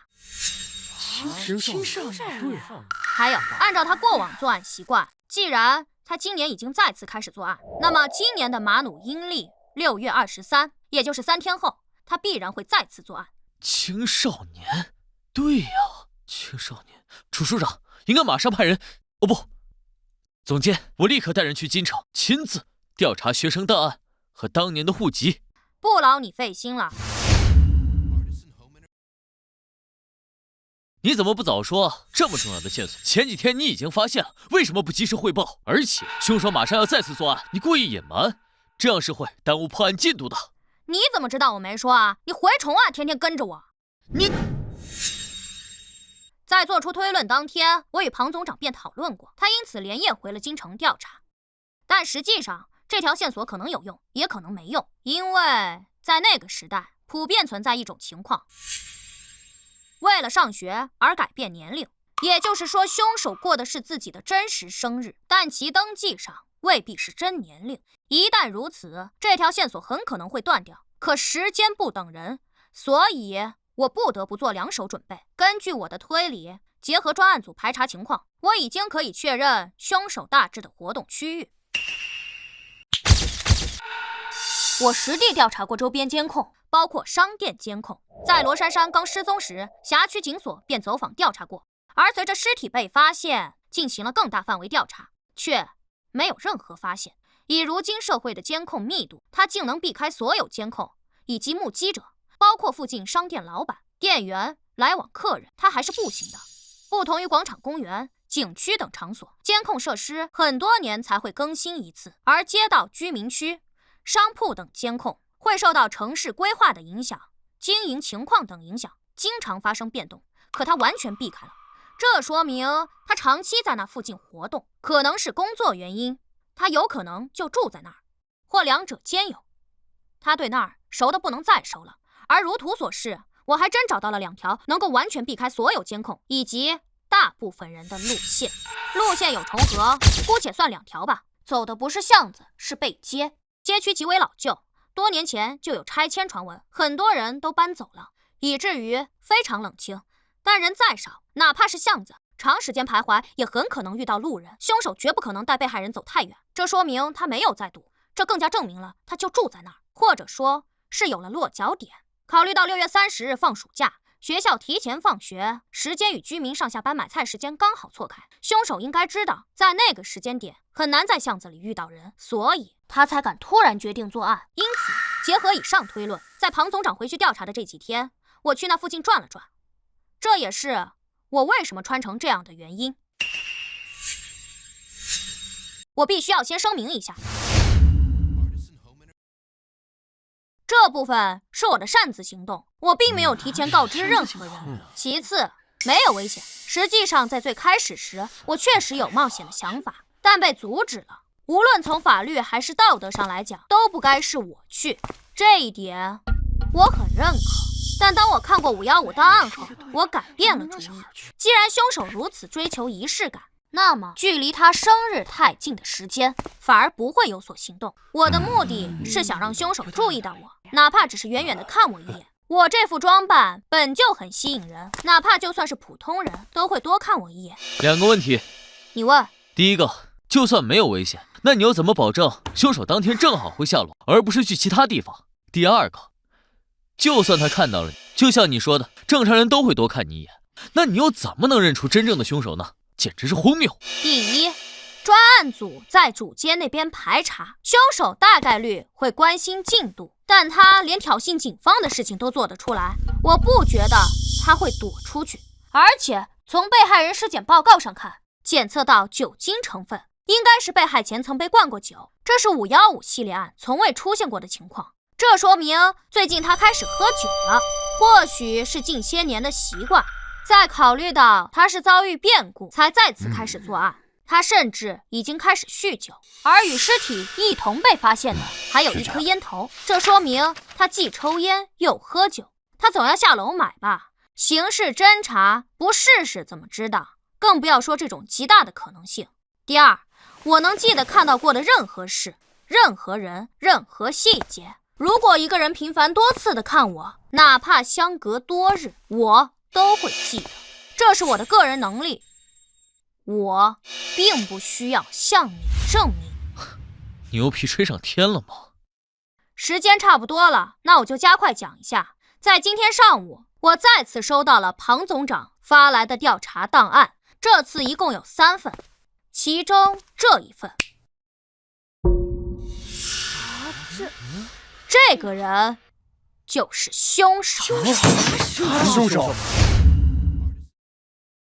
他就是凶手？他是凶手？在京城附近周边地区，同年同月同日生的人有很多，但庞总长的调查是仔细的，在他那一步就为我排除了许多。虽然有的人年龄与生日符合，但长期在其他城市活动，不论是手机号还是信用卡都可以证明其近些年并不住在槟城。还有的上大学的、开公司的、早亡的等等。排除很多后，他前后一共给我发来了8份档案，每一份都有问题。比如这一份，卓磊，男，1986年公历7月29日，阴历6月23，曾就读于京城高级学院。2004年5月26日，因故退学。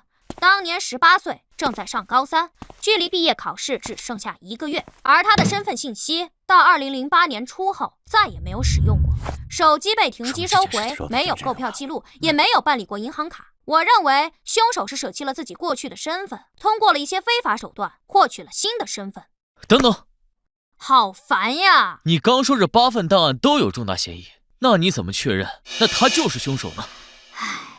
那你记不记得我才说过？我记得，这是我根据凶手18岁时模拟画出来他如今的相貌，这能让我更好的回忆。考虑到被害人的体重、凶手挖坑埋尸等情况，他身体应该不错，不会太胖。我画的稍微有些发福，也能更好的看出来符合中年人的面部情况。而这个人我曾见过。4天前下午3点半左右，3道巷，我在将瓶子递给环卫工时，他从巷子尽头 T 字路口经过，身穿灰色上衣、绿色长裤，正在打电话，曾看向我。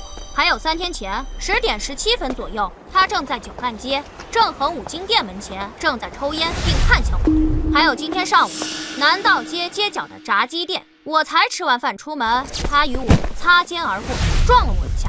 另外他还有一辆车，曾停在五金店门前，以及出现在了炸鸡店附近路边。但我不觉得他第3次是跟踪我，不然早被我发现，应该就是又遇上了。他注意到了我。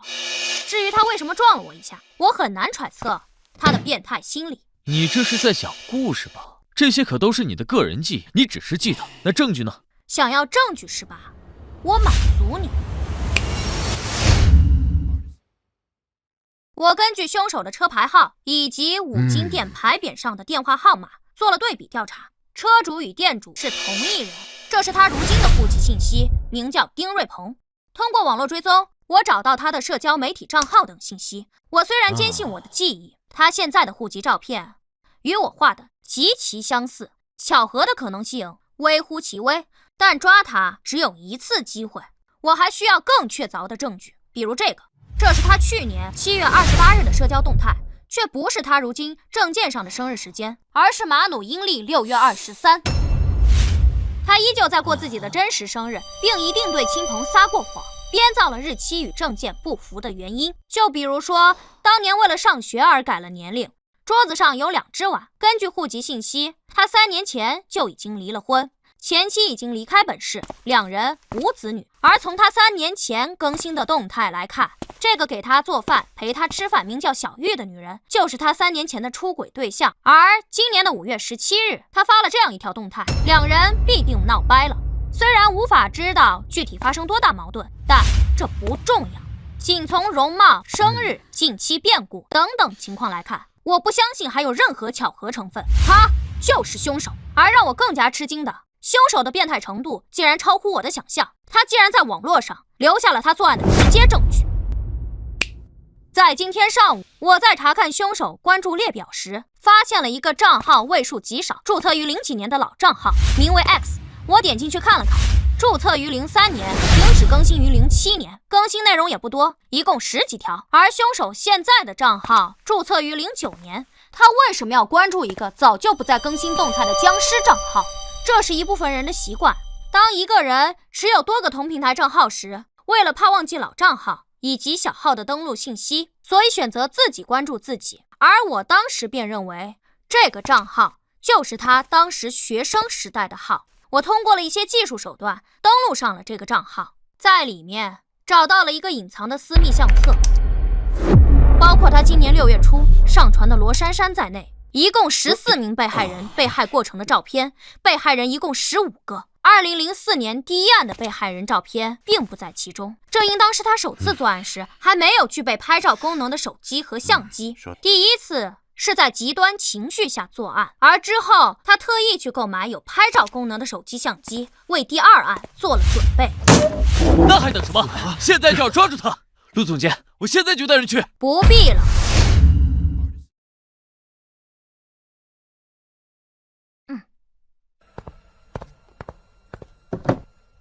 专案组已经在行动，滨城刑侦总队刑警吴新言，重案1组组长、副总队长孙猛，滨城三龙警所所长魏庆年，金宁省警视厅副总长庞海，以及多名三龙警所警员已将嫌疑人住所包围，即将采取抓捕行动。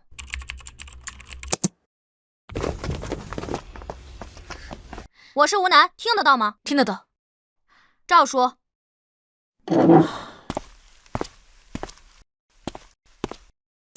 我是赵成龙，收到请回复。收到。现场情况如何？已经勘察周边地形，并且向社区了解过他的近期情况，封锁了2个路口，对嫌疑人房间进行了隔窗侦查。目前只观察到嫌疑人1个，未发现其他人员存在，无法确定嫌疑人是否持有武器。随时可以开始抓捕行动。行动。是。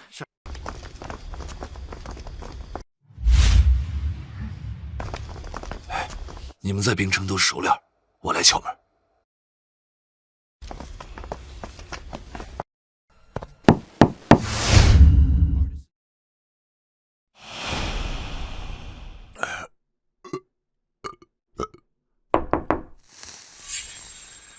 谁啊？水务公司，之前给你打过电话，换智能水表的。来了。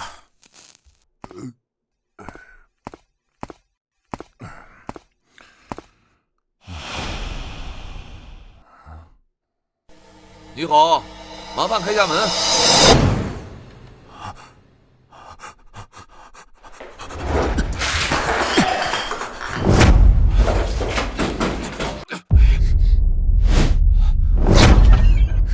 别跑！小吴，这边。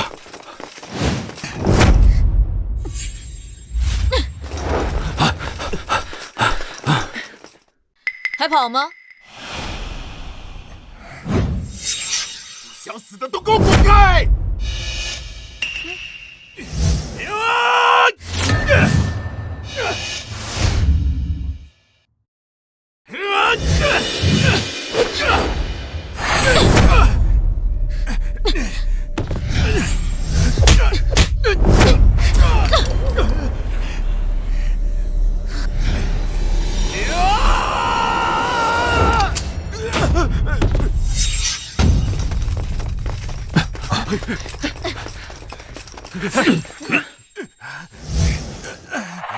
为什么要跑？为什么要跑？说，你是不是认识我？庞海、许作则、周勇、江德、叶桂兰，20多年了，你们还没有放弃找我？这些名字是？这是515系列案的骨干刑警，在515专案组结束调查后，从各地抽调来的精英离开，京城方面却从未放弃过。每隔几年都试图重启案件，包括私人调查、追凶20年，他们从未放弃过。报告队长，抓捕任务成功。收队。那么10年了，那不是整整20年啊！哎呀，精彩，太精彩了！天才呀，真是天才呀！厉害！太棒了！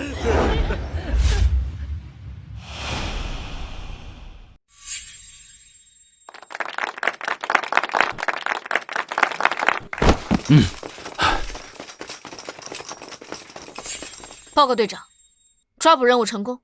收队。姐，翻窗姿势要帅，都看着呢。为什么要跑？为什么要跑？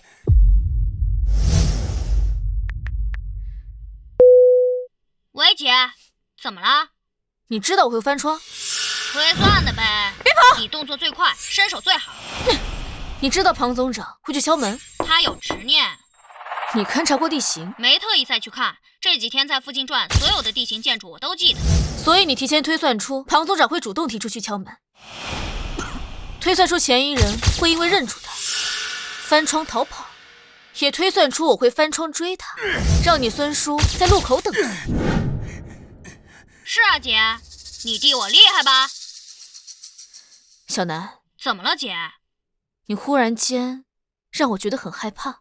害怕？怕什么？放心吧，姐，只要有你在，我永远都会是个好孩子。我是世界之王，世界之王，世界之王。哼。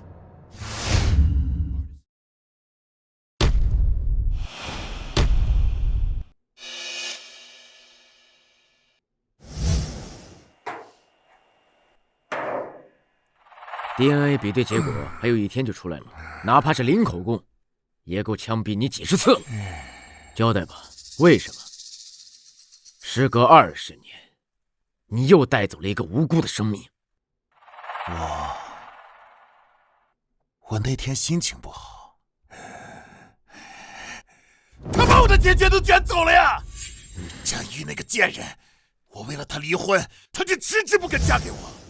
这么多年，他花钱大手大脚的，他还骗我说什么买房，他跑了呀！你他妈就因为这样杀人啊？小吴，别冲动，为这种人犯错不值得。他是人吗？他是个人渣，是个变态，他不配！别打我，别打我，我交代，我什么都交代。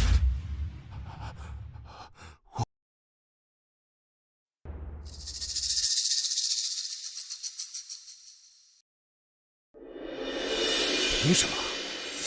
我又做错了什么？他们根本都不要我。那个贱人，他宁可把钱给那个野种花，都不愿意给我交住院费。他说看见我就觉得我恶心，看见我像看见了个狗东西一样，他想吐，他后悔把我给生下来。所以呢，就是因为你父母对你不好。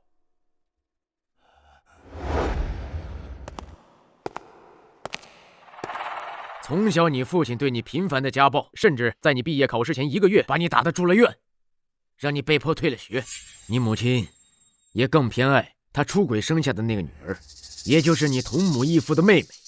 你感觉不公平，两人还在你住院的时候，因为医疗费过高大吵了一架，双双抛弃了你，把你留在医院里自己等死。对，对，我感觉糟糕透了。我越想越觉得，那这是你伤及无辜的理由吗？你根本就不知道，我活在地狱里，他们把我当狗一样看待。我活在地狱里，地狱里，地狱里。你要是真活在地狱里，你就不会遇见一个好的医生，为你付了所有的医药费，出院的时候还给了你一笔钱，对不对？是你说的吧？啊，是你刚才说的吧？是，你选择了记住所有不好的回忆。你却忘了这个世界对你的好，你明明已经逃离了那个糟糕的家庭，你可以重启自己的人生，你往前看。你呢？你选择了伤害无辜的人。丁瑞鹏，你他妈还是人吗？我不是人，我不是人，我不是人。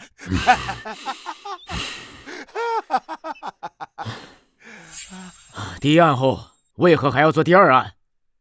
紧跟着后面所有的案子，把具体情况说一下。为何？为什么？愉快呀，非常愉快，这种感觉我从来都没有过。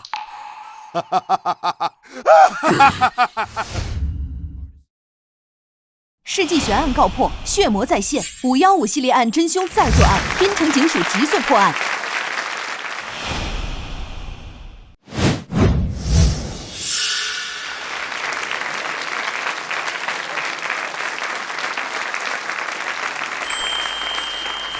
哎，那个吴警官，怎么了？说起来，我应该叫你一声学姐呢。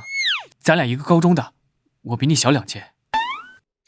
是要我电话号码是吧？小南跟我说了。不是，我不是要你电话。吴警官，你看能不能把南哥电话给我？啊？我问他要了，他嫌我烦没给我。你自己不也是警察吗？